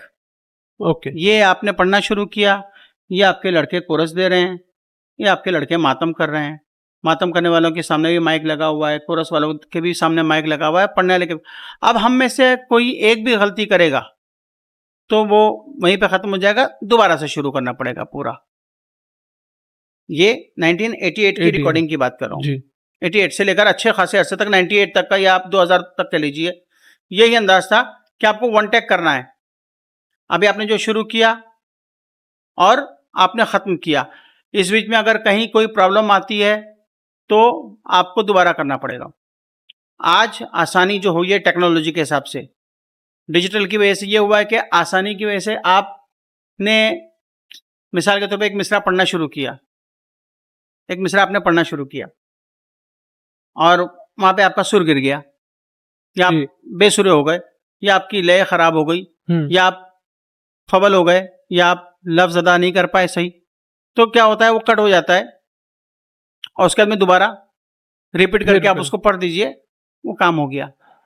बहुत आसानियाँ हो गई हैं, बहुत आसानियाँ हो गई हैं। जैसे कि ऑटो ट्यून आपने उतना रियाज किया होगा तो वो आवाज आई होगी। आज आइए आप, ऑटो ट्यून तो कभी इस्तेमाल ही नहीं किया अल्हम्दुलिल्लाह। आपने नहीं किया? नए लड़के क्या कर रहे हैं, मुझे कभी ऐसा मौका नहीं मिला कि मैं जाके जिम्मेदारी है कि आप आज यहाँ स्टेज पे है तो आपके एक जमाना है, और आप अगर इबरत दें थोड़ी, लोगों को समझाए। मैं आपको बताऊं, आपने कहा कि वो जो एक मजाक बन गया है, वो बीच में 3-4 साल जो नहीं बनाने के अंदर जो मकसद था, उसमें भी एक दिल की तकलीफ यही थी कि बहरहाल इतने नोहे आ रहे हैं, अब हम लोग क्या पढ़ेंगे। तो इसलिए लाइफ पढ़ो और जिक्र मौला करो, वही ठीक है। एक बच्चा जो, देखिए वो जो बहुत बुरी बात है, देखिए आप किसी की दिल आज़ारी नहीं कर सकते बहरहाल, लेकिन इंसान को ये सोचना चाहिए कि मैं जो पढ़ रहा हूँ मैं किसी को रिकमेंड कर रहा हूँ, किसी को, एक कंट्री को रिप्रेजेंट कर रहे हैं, रिकमेंड कर रहा हूँ, रिप्रेजेंट कर रहे हैं आप, तो आपके लिए ज़रूरी कि आप या तो अच्छे से सीखिए, सीख के अच्छे से पढ़िए, जिसमें आपकी आवाज़ भी सही हो, लय भी सही हो, सुर भी सही हो, और कंपोजिशन भी आपकी अच्छी हो, क्योंकि ये सारी चीज़ें ज़रूरी हैं रिकॉर्डिंग के अंदर। लाइफ में आप जैसे पढ़ते हैं वो अलग होता है, रिकॉर्डिंग का माहौल अलग होता है। आप अपने घर में जैसे भी पढ़ लेते हैं, लेकिन जब आप रिकॉर्डिंग करते हैं तो आप रिप्रेजेंट करते हैं अपनी कंट्री को, और ये चीज़ बाहर जाती है, और अगर ये उस लेवल की नहीं है तो बहरहाल लोग तो मजाक उड़ाएंगे उसका। तो ज़रूरी है कि इंसान, अगर आपको शौक है, बहरहाल शौक की कोई कीमत नहीं होती, अगर आपको शौक है तो आप सीखिए, सीख के आप अच्छे से अच्छी चीज़, मैंने कहा ना कि अगर मादर हुसैन को हदिया पेश करना है, पुरस्कार पेश करना है, तो कोई अच्छे से अच्छा होना चाहिए, जी फिर कहीं कोई चीज़ की कमी नहीं होना चाहिए। आपने ये बस, मैंने जाके रिकॉर्डिंग कर दिया और अब मैं दुनिया में यूट्यूब पे छा जाऊंगा, यूट्यूब पे नहीं, छाने वाने की तो कोई कहानी ही नहीं है भाई। सबसे पहला जो है बेसिक है आपकी कि आप क्या पेश कर रहे हैं मादर हुसैन को, वो अच्छे से अच्छा होना चाहिए। बस इसी के अंदर सारी चीज़ें आ गई। मैं क्यों किसी को कहूँ कि तुम ऐसा पढ़ रहे हो या ऐसा कर रहे हो, आज तक मैंने किसी को नहीं कहा कि तुमने क्या कर रहे हो, सिवाय जो बहुत ख़ास हैं उन्हीं को पकड़ के कभी कह दिया कि भाई आपने ये किया है, आपको ये करना चाहिए। वो भी इसलिए कहा कि वो बहुत ख़ास हैं, तो जी एक हक रखते हैं कि भाई उनसे कहा जाए कि भाई तुम और अच्छा कर सकते हो। जी तो कहने का मतलब ये था, उनको भी टोका तो इस वजह से टोका कि तुम अच्छा कर सकते हो, वरना कोई किसी को नहीं टोकता आज के ज़माने में, हर कोई अपने आप में आज़ाद है। बात अगर आपकी आपने कही कि छाने की, तो मरहूम रेहान आज़मी साहब ने कई कलाम लिखे, और आज तक और उस दौर तक सिर्फ नदीम सरवर साहब की ही क्यों नौहे। बहुत अलग क्वेश्चन है, जी मैं बिल्कुल इसके ऊपर कोई कमेंट नहीं करूँगा, क्योंकि बहरहाल वो इतना बड़ा शख्सियत थी और वो कलाम कहते थे। और क्या कभी आपको मौका मिला कि उनके कलाम भी आप नहीं, कभी पढ़ते? मैंने कोशिश भी नहीं की। जी बड़ी बड़ी शख्सियत थी मरहूम, बहुत अच्छे इंसान थे, आज बहुत अच्छी जगह पर हैं वो, पूरी दुनिया को नोहे दिए, बहुत अच्छे अच्छे नोहे दिए, अज़ादारी में एक बड़ा रोल है बहरहाल, तो अपनी जगह पे बहुत बड़ी बात है। लेकिन मैंने कभी कोशिश भी नहीं की, देखिए मेरे पास में फ़सील काज़मी है, जी मेरे पास फ़सील काज़मी है, ये काफ़ी है। आप सही भी हैं कि आपने अपने मुल्क के शायरों और आप अपने मुल्क तक महदूद रखा कि आप लोग ही करते रहें। नहीं, देखिए बात ये होती है कि हर कोई चाहता है कि वो अच्छे से अच्छी चीज़ पेश करे। जैसे मैंने हमेशा कह रहा हूँ कि वो आप कहीं पे भी जाए ना, मैंने जो आपको फॉर्मूला बताया कि अपनी माँ को अगर तुम 100 में से 100 दोगे तो फिर, जी तो वो आप हर जगह पे आ जाएगा कि आपकी कोशिश ये होती है कि मैं अच्छे से अच्छा कलाम पेश करूं। तो मुझे जब अच्छे से अच्छा कलाम मिल रहा है, अच्छे जैसे कलाम की मुराद ये है कि आप अभी अगर इस दौर में है तो आपको कौन सा नौहा गान पसंद है इस वक्त? बहुत अच्छे अच्छे पढ़ने वाले हैं, बहुत अच्छे अच्छे पढ़ने वाले हैं। क्योंकि होता ये आप भी अगर किसी को तारीफ करें या आप किसी की वो करें तो वो उससे भी एक हौसला मिले कि आप। नहीं नहीं भाई, वो लोग इतने बड़े लोग हैं, वो उनको हौसले की ज़रूरत नहीं है। बहरहाल अच्छे पढ़ने वाले हैं, मौला उनके ज़िक्र को कबूल करे। सबसे बड़ी बात यह है कि वो खुलूस से पढ़ते रहें। मैं बहुत जी छोटा सा पढ़ने वाला हूँ, मेरी क्या औकात कि मैं किसी को अप्रिशिएट करूँ या करूँ। बहरहाल ज़िक्र मौला है, दुआ यही है कि हर एक के ज़िक्र को भी कबूल करें। जो संगत और अंजुमन का चलन है, बहरहाल हमने देखा है कि सिर्फ अंजुमन का चलन है, सोलो नवाखानी हुई है। अब संगत का असर इतना हो गया है कि एक 5, 6, 10 लोग भी मिलकर पढ़ते हैं और वो संगत का नाम लेके वो नोहे पढ़ना शुरू करते हैं, जिसमें मुझे ऐसा लगता है कि शोर है। इस चीज़ को आप अपने स्टेज पर अगर कहना चाहें कि आप क्या समझ रहे हैं इसमें, कि हम रूट से हटे हैं? नहीं, रूट से तो बहरहाल देखिए, ये बहरहाल सवाल अजीब, बहुत ही सख्त है मेरे लिए, कि मैं अकेला सोलो पढ़ने वाला बंदा हूँ। लेकिन जो लोग संगत में पढ़ रहे हैं वो भी कोई गलत तो नहीं कर रहे हैं, ठीक है, एक हिसाब से जी जिक्र मौला ही कर रहे हैं। ये कि सिंगल सोलो नहीं कर रहे हैं, वो 10 मिल के कर रहे हैं। संगत का कॉन्सेप्ट समझिए, संगत की ज़रूरत क्यों आई। हमारे पड़ोस में दस्ते इतने बड़े होते हैं, जी दस्ते इतने बड़े होते हैं कि वहाँ पे इतने बड़े दस्ते को संभालने के लिए फिर वो जो 1, 2, 3 की बात नहीं चलेगी, वो फिर 30-40 लोग मिलके उसको पढ़ते हैं। हम लोगों ने वही चीज़ अपने आप पे, और अब वही करना पड़ेगी क्योंकि वो जिस लेवल पे उस नोहे को पढ़ रहे हैं, क्योंकि आपको वही नोहा पढ़ना है यहाँ पे। जी संगत में फिर बात निकले कि आप अपना अलग बना के नोहा पढ़ रहे हैं तो बहुत अच्छी बात है, लेकिन क्योंकि आपको वही नोहा पढ़ना है और आपको फिर उसी तरह से उसको अदायगी करनी है, तो फिर आपको फिर उसी अंदाज से आना पड़ेगा, जिसमें 8 से 10 12 आवाज़ें हों और लोग सब वो मिलकर उसको संभाल के ले जाएं। जी इसलिए संगत की ज़रूरत पड़ी। आज हमारे यहाँ पे बहुत सारी अंजुमनें संगत में पढ़ रही हैं, बहुत अच्छा पढ़ रही हैं, अच्छा कर रही हैं, लेकिन ज़रूरत क्यों पड़ी? मैंने आपको बताया कि ज़रूरत इसलिए पड़ी। जी आज वो संगत, उनको लगता है कि हम 10-12 लोग मिलके पढ़ेंगे, ये ज़्यादा अच्छा है, तो बहरहाल वो अपनी जगह पे सही है। मैं क्योंकि अब तक सोलो पढ़ता हूँ, मैं अब तक सोलो पढ़ता हूँ। जी संगत में पढ़ने का मसला, संगत का मसला ये है कि संगत, एक्चुअली संगत कहते ही उसको है कि कई लोग एक साथ हों, कई लोग एक साथ मिलके पढ़ें उसको। तो क्योंकि ये वही नोहे यहाँ पढ़ रहे हैं जो वहाँ पे संगत में पढ़े गए हैं, वहाँ के संगत में पढ़े गए नोहे यहाँ पे एक आदमी सोलो में अदा नहीं कर सकता उतने अच्छे से, या तो फिर पढ़ने वाला इतना माहिर हो कि जी उसको अदा कर ले जाए, लेकिन यहाँ पे आप सोलो में उसको अदा नहीं कर नहीं पाएंगे। करते। तो आपको लामोहला 10 आदमी की संगत तो बनानी पड़ेगी ताकि आप उस नोहे को उसी तरह से यहाँ पे पढ़ जाएं, और आपको पढ़ना भी वही नोहा है। वरना अभी भी बॉम्बे के अंदर बहुत सारे साहिबाज हैं जो सोलो पढ़ते हैं, लेकिन रुझान जो चल रहा है वो संगत का चल रहा है। बहरहाल वो उस तरफ जा रहे हैं, बहरहाल मर्जी है, तो सोलो बहुत मुश्किल हो जाता है फिर पढ़ना। जी आपके कई कलाम रहे हैं, पर अब जो हालत हाजरा है उस पर एक कलाम अगर आप पढ़ें इमाम ज़माना पर, जो आपने पढ़ा है।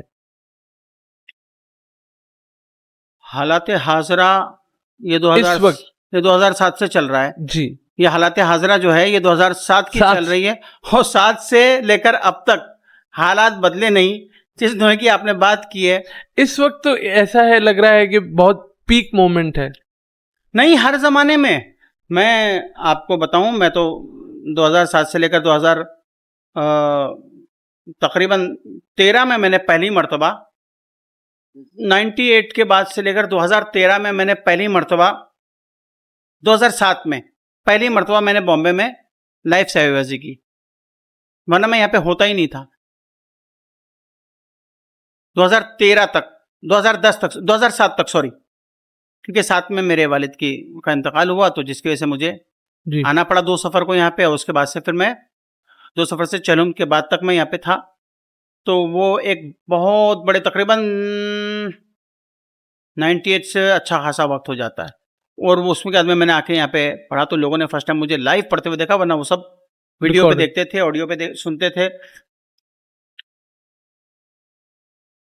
अब जब यहाँ पे आए 2007 में, 2007 में तो मैंने आके पढ़ा, और ये नोहा 2007 में ही रिलीज हुआ था। मतलब हमने ये 2006 में बनाया था, जी ये नोहा हमने बनाया था 2006 में। 2006 के हालात ऐसे थे जिसकी वजह से आज आप कह रहे हैं कि हालात हाजरा। तो मैंने कह रहा था कि मैं क्योंकि यहाँ पे नहीं होता था, मैं बाहर होता था, तो कॉल आते थे फसील काज़मी साहब को मुसलसल, आज तक कॉल आते हैं। और कॉलर की बात बस यही होती है कि फसील काज़मी साहब, आपने हमारे यहाँ के हालात के ऊपर नोहा लिख दिया। मिसाल के तौर पे XYZ, वो चाहे वो हिंदुस्तान का कोई इलाका हो या पाकिस्तान का कोई इलाका हो या कहीं का भी हो, तो हर जगह पे हालात यही चल रहे हैं। हर कोई समझता है कि ये नोहा उसके इलाके के हिसाब से लिखा गया, हालांकि हम लोग अपने उन हालात से यहाँ पे जूझ रहे थे। जी और देखिए, हर लेवल के ऊपर एहतजाज हुआ। जो हालात थे उस ज़माने में, उलमा ने अपनी तरफ से तकरीरों में एहतजाज किया, जाकिरीन ने मेंबर से एहतजाज किया। एज अ शायर फसील काज़मी साहब का एहतजाज था वो, जी और एज अ साहिब-ए-आज़ मेरा एहतजाज था। तो वो एक, समझ लीजिए कि हर दिल की आवाज़ बन गया वो कलाम। पर्दा गैब से आ रही है सदा, मेरे शियों में हूँ हुज्जत की, दौरे आखिर होशियार रहना ज़रा, देखो छूटे ना दामाने कर वो बला। तो तकरीबन 19 बंद उसके शेर के। थे और हैं, और बीच में कई जगहों पे लोगों ने मेरे अलावा दूसरे साहिबाजों ने पढ़ा और उन्होंने आके फरमाइश की फजील काज़मी साहब से कि आप इसमें कम से कम 10 बंद और बढ़ा दीजिए, जो पहले से 19 है उसमें और और 10 बंद का एडिशन होना चाहिए। मतलब जाहिर बात है कि उनको पढ़ने पे जाहिर बात है उनको उतनी दाद मिली होगी जी जिसकी वजह से उनकी ये फरमाइश थी कि इसमें कुछ और ऐड होना चाहिए। हालांकि हम लोगों ने या फजील काज़मी साहब ने अपनी तरफ से उसके अंदर कोई कमी छोड़ी नहीं थी। आज भी वो पढ़ा जा रहा है कलाम, और उसी तरह से पढ़ा जा रहा है जिससे लगता है कि बिल्कुल पहली मरतबा पढ़ा जा रहा है। ज़िक्र शब्बीर को फतवों से दबाने वाले, कितने नादान हैं सूरज को छुपाने वाले, है गैब से आती है अब भी ये सदाए क़याम, मातम शय न रुके हम हैं बचाने वाले। माशा। अगर आप एक कलाम ये पढ़ें। देखिए, आपने ऐसे कलाम की फरमाइश कर दी जो बज़ाहिर आसान लगता है लेकिन इतना आसान आज भी नहीं है, और मैं इसमें कहूँगा बरजस्ता कि ये बेहतरीन शायरी है। एक बात ऐसी लाके रख देना जो हर कोई समझे कि उसके इलाके की बात आ गई हो, जी तो उसमें कमाल शायरी तो बहरहाल है फजील काज़मी साहब का। खासा ये बात 4 मिसरों में वो उस कलाम की इब्तिदा करते हैं। अच्छा, एक चीज़ और ये मैं बता दूं, ये जो 2007 में ये फजील काज़मी साहब का ये 4 मिसरे जो नोहे के अंदर रिकॉर्डेड अवेलेबल हैं, जी और उसके बाद में ये कई रंग बदल के ये 4 मिसरे आए, बमों से दबाने वाले और इससे घबराने वाले, तो ये पड़ोस मुल्क से ये बन के ऐसा है कि ये वो उन्होंने लिखा है जी, और लोगों ने दावा भी किया कि ये हमारा है। हमारा है। हालांकि ये 2007 की रिकॉर्डिंग के अंदर मौजूद है फजील काज़मी साहब का, और फजील काज़मी साहब का ये कथा उससे पुराना है। तो मैं आपको पेश करता हूँ आपके सामने। ज़िक्र शब्बीर को फतवों से दबाने वाले, कितने नादान हैं सूरज को छुपाने वाले, तो गैब से आती है अब भी ये सदाए क़ाइम, मातम शय न रुके, मातम शह न रुके,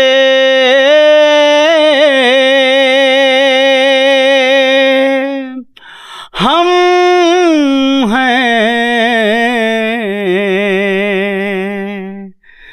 बचाने वाले। ये पर्दाए गैब से आ रही है सदा, पर्दाए गैब से आ रही है सदा, मेरे शियों में हूँ हुज्जते किबरिया, दौरे आखिर है होशियार रहना जरा, देखो छूटे ना दामाने करबो बला, दौरे आखिर है होशियार रहना जरा, देखो छूटे ना दामाने करबो बला। अब इसमें कलाम के अंदर जो है मुख्तलिफ अलग अलग तबके हैं, अलग अलग इसके समझ लीजिए कि एक लेवल्स हैं, अलग अलग लेवल्स हैं। पहले शुरू करते हैं कि अच्छा, उसके अंदर है असल में हकीकत ये है कि वो एक मैसेज है जो हम कह रहे हैं कि ये ज़रूरी है कि खून रोता हूँ मैं जद्दे मज़लूम पर, खून रोता हूँ मैं जद्दे मज़लूम पर, तुम भी अपने लहू को बहाते रहो, मेरी आंखों से रुकते नहीं अश्के गम, फूल अश्कों के तुम भी चढ़ाते रहो। पर्दाए गैब से आ रही है सदा, मेरे शियों में हूँ हुज्जते किबरिया। दौरे आखिर है होशियार रहना जरा, देखो छूटे न दामाने करबो बला। एक खिताब है जी। कि उनकी पाकीज़ा आँखों को मेरा सलाम,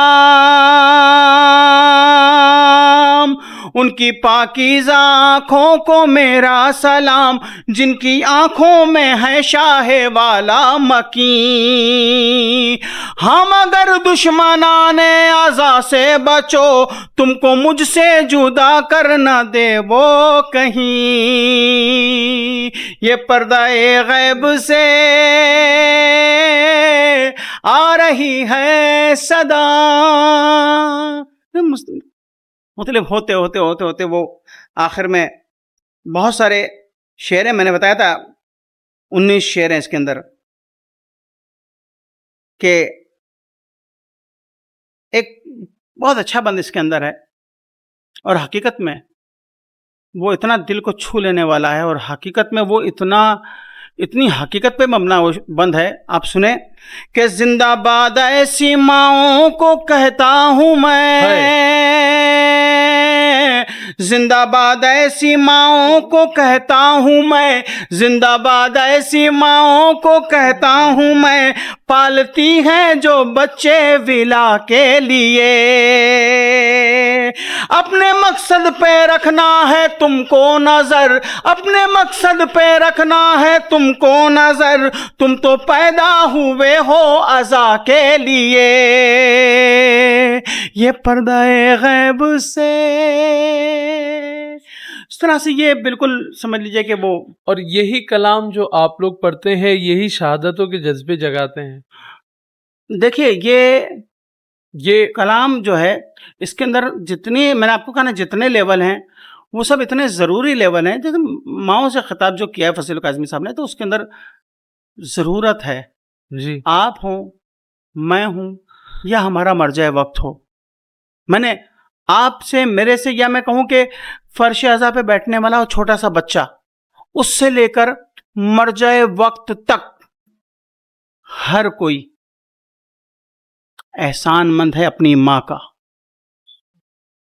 अगर माँ बचपने में ये तालीम और तरबियत ना देती तो ना आप अज़ादार बनते, ना मैं साहिब-ए-आज़ बनता, ना ये मर्जा बनते।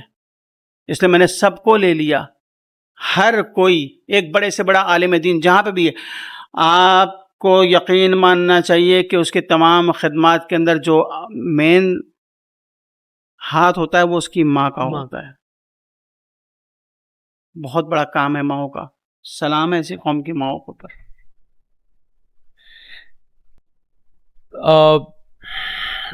आप यूथ को क्या मैसेज देंगे कलाम के ज़रिए से, और आने वाली नस्लें जो है, जैसे आपने बताया कि आप मासूमीन, फिर दीगर अंजुमनों में उनके तरीके, उनके चलन को लेकर आप चलते रहे। होता यह है कि कभी कभी चीज़ें बदलने पर बहुत सी रुकावटें पेश आती हैं, तो उस पर आप क्या कहेंगे कि लोग इन चीज़ों को, अगर कोई दूसरी अंजुमन में पढ़ भी रहा है तो उसे ना रोके, क्योंकि मिलाप तो यहीं से होगा। देखिए, जहाँ तक मैसेज की बात है नए पढ़ने वालों के लिए, बहुत साफ और सीधी सी बात है। मैं अगर अपने बच्चे से भी कहूँगा तो यही कहूँगा, और ज़ाहिर बात है जो नए पढ़ने वाले हैं वो सब मेरे लिए बहुत कीमती हैं, क्योंकि अज़ाए इमाम हुसैन अलैहिस्सलाम किसी की ज़ाती मिल्कियत नहीं होती। अज़ाए इमाम हुसैन अलैहिस्सलाम एक, समझ लीजिए कि एक आपको गिफ्ट है, आपको इसको आगे बढ़ा के चला जाना है, और आपको कोशिश करना है कि ये बेहतर से बेहतर तौर पे पहुँचे। नए पढ़ने वालों से कहना यही चाहूँगा कि देखिए, आप पढ़िए, बेशक आपको पढ़ने के लिए कोई मना नहीं करेगा, लेकिन आपके साथ आपका सवाल है कि क्या मैं बहुत अहम तौर पे ये कहना चाहता हूँ नए पढ़ने वालों से। देखिए प्रॉब्लम कहाँ हो रही है, सबसे पहले तो हमको ये समझना चाहिए कि नए पढ़ने वालों के साथ में प्रॉब्लम कहाँ हो रही है। जी ये क्यों पुराने पढ़ने वालों की तरह से नहीं पढ़ पा रहे हैं। जी ये ऐसा नहीं है कि इनके जज्बे में कोई कमी है, नए पढ़ने वालों के जज्बे में मेंटोर मेंटोर भी है नहीं, मेंटोर भी है उनके पास में, और ऐसा नहीं कि वो उनके कोई चीज की कमी नहीं है कहीं पे भी, किसी भी लेवल के ऊपर उनको, जिनको सुन के वो लेकिन उस्ताद जो आपने कहा, आप उस्तादों के पीछे होते थे, आज उस्ताद कोई किसी को बनाना क्यों नहीं चाहता? देखिए उस्ताद जरूरी है, ये आप खुद मुझे आपसे इतनी गुफ्तगू में लगा कि आप जो संभाल के बात करते हैं ये भी आपके उस्तादों ने सिखाया हो, भाई पर क्यों नहीं चाहते आप उस्ताद? मैं आपको बताऊं इसके अंदर की कहानी की प्रॉब्लम कहाँ पे आ रही है। मैंने आपसे पहले क्या कहा कि ये जो नए पढ़ने वाले हैं इनके अंदर कोई कमी नहीं है और ये कमी करते नहीं है, करना चाहते नहीं, इनके साथ में एक प्रॉब्लम है। जी आपको किसी को प्रॉब्लम नहीं बताना है, आपको वो प्रॉब्लम क्यों है आपको वो बताना है कि तुम्हारा प्रॉब्लम कहाँ पे हो रहा है। जी मैं आपको बहुत ही सिंपल और सादगी से इतना बता दूं कि किसी भी साहिब-ए-व्यास के लिए, देखिए मैं पहले कह दूं कि ये पढ़ने वालों के अकीदत के अंदर कोई कमी नहीं है, नहीं या ऐसा नहीं चाहते कि मैं अच्छा ना पढ़ूं, कोई नहीं चाहता कि मैं अच्छा ना पढ़ूं, हर कोई चाहता है कि मैं अच्छे से अच्छा पढ़ूं, बीबी को, मौला के गम को अच्छे से अच्छा पढ़ूं, हर एक की ख्वाहिश है। ये मासूम और ये जो नए पढ़ने वाले हैं बड़े मासूम हैं, इनको समझाने के लिए ज़रूरत चाहिए कि इनको समझाना चाहिए और इनको समझना चाहिए कि इनके साथ में प्रॉब्लम आ कहाँ रही है। देखिए मैं क्या पढ़ने वाला, मेरे से बेहतर पढ़ने वाले चले गए, एक से एक पढ़ने वाला चला गया, मैं तो उनके आगे कुछ भी नहीं हूँ। और मैंने उस्तादों को देखा, उस्तादों को सुना, ठीक है। आज भी जैसे एक से एक पढ़ने वालों को लोग सुन रहे हैं और चाहते हैं कि उनकी तरह बन जाए, लेकिन उनकी तरह बन नहीं पाते। प्रॉब्लम कहाँ पे? मैंने आपसे कहा ना कि हमको चाहिए कि हम उस प्रॉब्लम को सॉर्ट आउट करें ताकि वहां से काम शुरू हो। एक अच्छे साहिब-ए-व्यास के लिए जरूरी क्या क्या चीजें हैं जी, मैं आपको बहुत क्लियरली, और आखिरी आपने कहा कि इख्तितामी है, मैं आपको डिटेल में इसके अंदर कहूंगा, अगर कोई वक्त लगता है तो बहरहाल मैं माजरत खाऊं, नहीं लेकिन मैं चाहता हूं कि मैसेज पूरा पहुंचे। जी नए पढ़ने वालों के लिए वो बहुत कीमती हैं, हमारे लिए। हमने कल चले जाना है, आज चले जाना है, 2 मिनट बाद चले जाना है, कभी भी चले जाना है। बहरहाल आने वाले नस्लों को इन तबर्रुकात को संभालना है, चाहे वो आज़ादारी की शक्ल में हो, मातमदारी की शक्ल में हो, नौहाख़नी की शक्ल में हो, ताज़िये की शक्ल में हो, या अलम की शक्ल में हो। आने वाली नस्लों को ये जिम्मेदारी उठानी है। मैं बताना चाह रहा हूँ कि प्रॉब्लम कहाँ पे हो रही है। नए पढ़ने वाले को चाहता है कि अच्छा पढ़े, लेकिन उसका प्रॉब्लम यह है कि वो है इंग्लिश मीडियम का। मिसाल के तौर पे जबान, मैंने आपको उसकी रूह तक जाना है। जी आप एक पढ़ने वाले हैं, मिसाल के तौर पे आपकी मेन लैंग्वेज है इंग्लिश, ठीक है। मैं उर्दू में पढ़ता हूँ, उर्दू में लिखता हूँ, उर्दू बात करता हूँ, मैं समझता हूँ उर्दू को, मैं उर्दू में पढ़ता हूँ। आप इंग्लिश मीडियम के हैं, आप उस नोहे को लिख रहे हैं इंग्लिश में या हिंदी में, जी ठीक है। आप पढ़ रहे हैं, आपकी लैंग्वेज उर्दू नहीं है, बोलने चालने की जो बॉम्बे की लैंग्वेज है वो उर्दू नहीं है, जी ठीक है। प्रॉब्लम कहाँ पे आ रही है? उसके साथ में कितने प्रॉब्लम है बेचारे के साथ में। मुझे अफसोस है इस बात के ऊपर कि वो परफॉर्म उस तरह से नहीं कर पा रहे हैं, वो जिक्र को वैसे नहीं कर पा रहे हैं। मुझे इसका एहसास भी और इसकी तकलीफ भी है, और मैं चाह रहा हूँ कि ये चीज़ सॉर्ट आउट हो ताकि अच्छे साहिब-ए-व्याज़ी हमारे पास में आए, आने वाली नस्लों को अच्छी साहिब-ए-व्याज़ी मिले। उसके लिए ज़रूरी है कि आप उर्दू सीखें। उर्दू सीखना क्यों ज़रूरी है?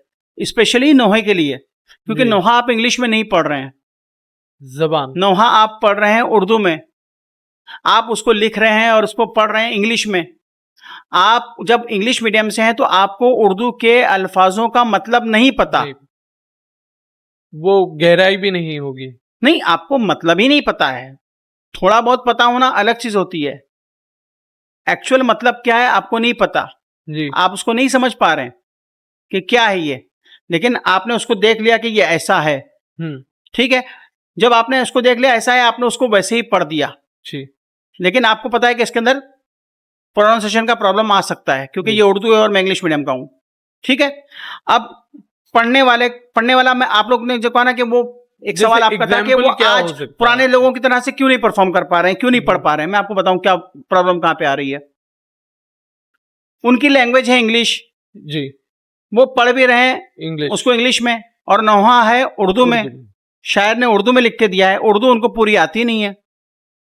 जी, हम जो बात कर रहे हैं इसको उर्दू नहीं कहते। नहीं, मैं अगर कहूं आपको कि कल्ब और कल्ब, जी, ये हाँ, तो कहने के लिए तो दोनों, और 90% जो लड़के पढ़ रहे हैं उनके पास में बड़े काफ का जी, मखरज नहीं है, आउटपुट नहीं है, जी, उसका क्या बोलते हैं एक्सटेंट नहीं है उनके पास में। उस वो खा पढ़ रहे हैं, वो कल्ब को भी कल्ब पढ़ रहे हैं, वो बड़े काफ को अदा ही नहीं कर रहे हैं, वो कल्ब कह रहे हैं। आपको पता है कल्ब और कल्ब में कितना फर्क है।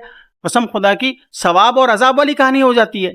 बात हम कर रहे हैं दिल की, क्योंकि कल्ब बड़े काफ से आएगा तो वो दिल, और वो पढ़ने वाला पढ़ रहा है कल्ब। कल्ब का मतलब होता है कुत्ता। आप समझिए कितनी बड़ी प्रॉब्लम है ये। मैंने बहुत शॉर्ट के अंदर आपको ये सिर्फ 2 लफ्जों के अंदर बताया है।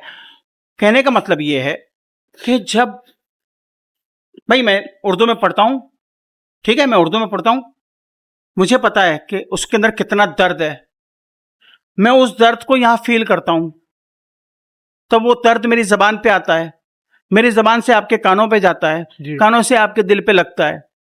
लेकिन एक उर्दू इंग्लिश मीडियम वाला जब उसको बेचारा जब समझ ही नहीं पाएगा कि ये उर्दू में क्या मतलब है इसका, तो वो जब समझ नहीं पाएगा तो वो फील नहीं कर पाएगा। जब वो फील नहीं कर पाएगा तो उसकी जबान पे तासुर उसका वो नहीं आएगा। जब नहीं आएगा तो आपके कान में नहीं आएगा, आपके दिल पे नहीं लगेगा, तो आप उसको नॉर्मल सुनेंगे। सो ये टोटल एक डायग्राम फेल हो जाता है।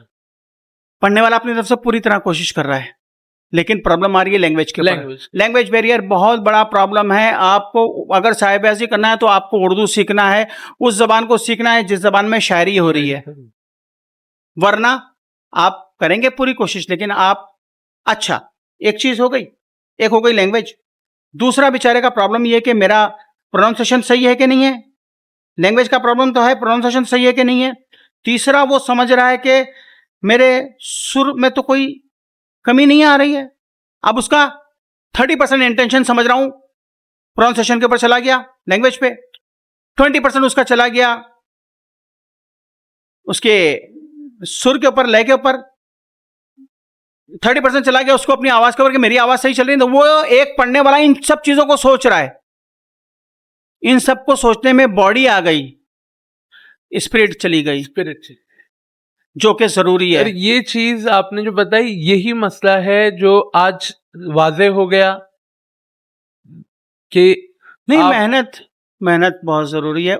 कम से कम मैं समझता हूं, और मैं ये ऐसे रिक्वेस्ट करूंगा हाथ जोड़ के पढ़ने वालों से कि प्लीज अगर आप को पढ़ने का शौक है आप उर्दू सीखिए, ये बहुत जरूरी है। आपका प्रोनाउंसिएशन सही हो जाएगा ना तो आपकी लय और ताल आपका वो नहीं रहेगा, और आपका इंटेंशन पूरा जिक्र पे जाएगा और गम पे जाएगा, वरना आपका इंटेंशन गम पे पहुंचेगा ही नहीं। आप सिर्फ बॉडी प्रेजेंट कर देंगे और स्पीड उसकी रूह रह जाएगी, और वो रूह ही तो है वो जो रुलाती है। और हमारा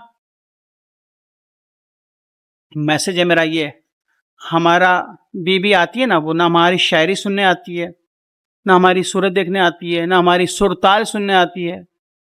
जो बीबी आती है ना उसका मकसद सिर्फ है एक आंसू। तो ना उसको हमारी शायरी से गरज, ना उसको हमारी आवाज से, ना सुरताल से गरज। उसका मकसूद क्या है? एक आंसू। तो आप कोशिश करिए कि आप नवाखनी ऐसे करिए कि कहीं वो एक आंसू आ जाए जो कि हम बतौर तोहफा बीबी को पेश कर सकें। इससे ज़्यादा कुछ नहीं है। आंसुओं से अगर बात की जाए तो आपके कलाम जो बीबी सकीना पर है वो कलाम रुला देते हैं या तड़पा देते हैं। आपका कोई कलाम जो बीबी सकीना के लिए आपने कई कलाम लिखे हो, पर जो आपका दिल से, जो आपको बहुत पसंद हो, जो आपको दिल झकझोर दे, या तो ऐसा कलाम के बस। बहुत सारे बीबी सलामुल्लाह के कलाम है। बड़ा करम किया हुआ है बीबी ने मुझ पर, फसील काज़मी साहब पर। बड़ा सदका है बीबी का। जो आपको पसंद हो, जो आपको ऐसा लगता हो कि ये पढ़ने के बाद अब आप आपके लिए कहना बहुत आसान है, लेकिन हमारे सारे नोहे हमारे अपने बच्चों की तरह हैं। जो हमने बनाए हैं जी बच्चों की तरह हैं। ये बच्चा पसंद है या बच्चा नहीं पसंद, ये नहीं हो सकता। सब नोहे, लेकिन हाँ मोमिनीन के पसंद होती है। बहुत सारे नोहे हैं इसमें। एक नोहा है अब भी जिंदा से सकीना यसरा। हाँ आप यकीन माने कि ये नोहा ऐसे नहीं बन रहा था, ये नोहा कुछ और बन रहा था, और फिर अचानक ये नोहा पलटा और फिर ये आपके सामने जो आया वही आया। मैं सुनाता हूँ आपको। बहुत मकबूल नोहा है, बहुत मोमिनीन ने मोहब्बत दी, बड़ा करम किया बीबी ने कि ये यतीमी है जो बेवक्त रुला देती है, और कभी खाक के बिस्तर पे सुला देती है।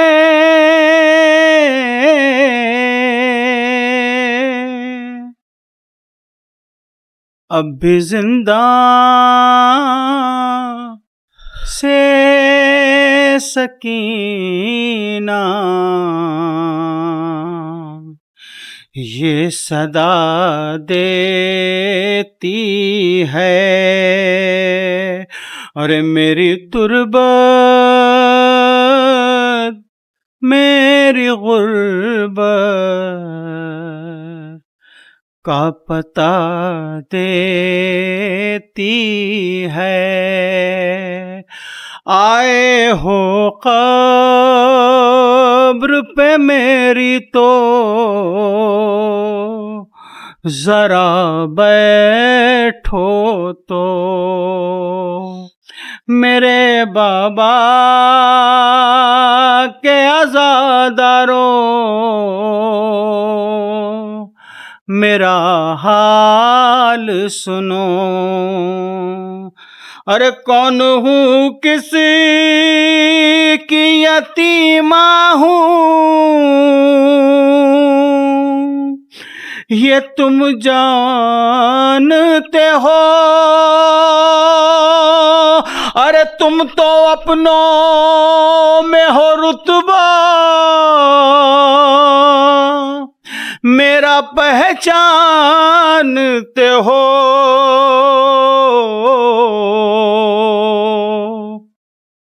आए हो कब्र पे मेरी तो जरा बैठो तो, मेरे बाबा के अज़ादारों मेरा हाल सुनो। अरे आज रोज़ा है जहाँ कल था, वहीं एक जिंदा, अरे ऐसा जिंदा के लरज़ जाती थी रूहे इंसान। अरे तुम जो आते हो तो पल भर को ये घर लगता है, वरना जिंदा से मुझे आज भी डर लगता है। आए हो कब्र पे मेरी तो जरा बैठो तो, अरे मैं तड़पती ही रही मुझको मेरा घर ना मिला, अरे मर गई और मुझे सीना सरवर ना मिला। अरे तुम समझते हो बहुत चैन चैन से सोती हूँ मैं, अपने बाबा के लिए आज भी रोती हूँ मैं। आए हो कब्र पे मेरी तो जरा बैठो। तो क़यामत है इसके अंदर। इसमें वो एहसासात हैं कि अगर वो कहीं पे दिल पे असर कर जाए तो कलेजा तोड़ देते हैं। मैं इस कलाम पे मैंने पहली बार अगर जिक्र मैंने इमाम हुसैन के अगर कई जिक्र में पहली बार गमगीन हुआ तो यही कलाम सुनकर मैं मस्जिद के पास खड़े होकर मैं रोया था। आज भी मुझे याद है, मैं अमन मन उस वक्त पहली बार गिरिया किया था जब मैं 14 साल का था और यही कलाम था। भीड़ थी लेकिन पहली बार इसी पर हुआ। और मैं जोड़ना नहीं चाहूंगा कि एक बाप से जो रिश्ता होता है किसी भी, और मैं पाक बीवी सकीना की ही नहीं, एक आम इंसान अगर अपने बाप से वो करे और एक वालिद जो इमाम हुसैन अलैहिस्सलाम जैसे हो और बीबी सकीना की मोहब्बत हो तो ये तोड़ देती है इंसान को। और 4 साल कोई जिंदान, कोई कैद की।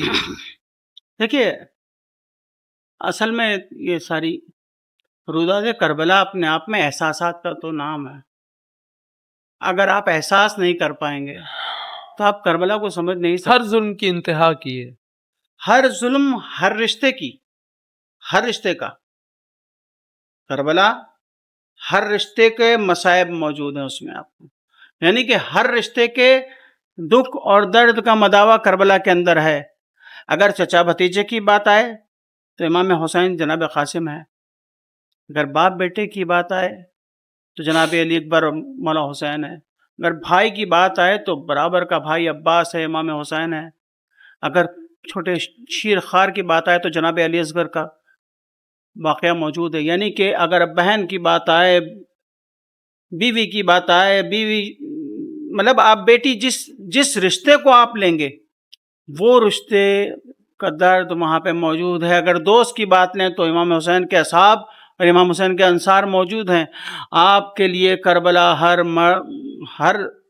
दर्द का मदावा, हर दर्द का रिश्ता मौजूद है करबला में। आपके दर्द के लिए करबला के अंदर हाँ। हर चीज़। आप यहाँ आए, आपने बात करनी थी पर आपने गमगीन कलामों के जरिए कर दिया और ये एक मजलिस बर्पा हो गई। देखिए ऐसा नहीं कि मेरा कलाम है, लेकिन गम करबला वालों का ऐसा है कि जब वो दिल पे लगता है तो आंसू आते हैं। और यही इंसानियत का फ़र्क है। इमाम हुसैन ने शहादत मुसलमानों के लिए नहीं दी थी, इमाम हुसैन ने शहादत इंसानियत के लिए दी, इंसानियत के लिए। तो अगर जो इंसान होगा, शर्त है इंसान की, जो इंसान होगा उसको इमाम हुसैन का गम फील होगा, क्योंकि इंसान ही फील कर सकता है। जो नहीं फील करता फिर वो अपने आप के बारे में समझ लेगी क्या है। वसीम साहब खुद एक ज़माना है और दौर बदलते हैं, सब बदले हैं, कलाम भी तरीक़ेकार सब बदले हैं, पर ज़िक्र सिर्फ इमाम हुसैन का है।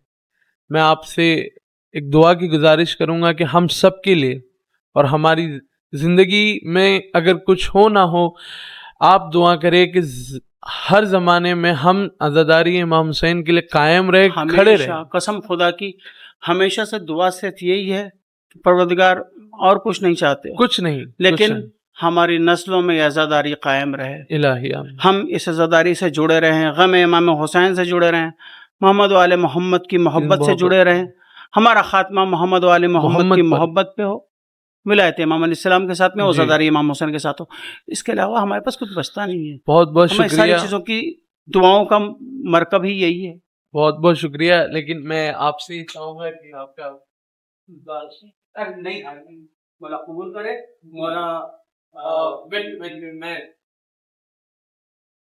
दुआ ही है कि बस परवरदिगार ये आप सबकी तौफीकात में इजाफा करें। हम कोशिश कर सबकी रहे हैं तौफीकात में कि इजाफा एक अगर जो नया जमाना आया है, हम इस चैनल इस तरीके के हिसाब से जो है नजराना अकीदत, और हम लोगों को बताना चाहते हैं कि अज़ादारी इंसानियत और पैगाम इमाम हुसैन है, सैयद शुहदा के लिए ही है। एक मीडियम दूसरा होगा लेकिन बात वही है।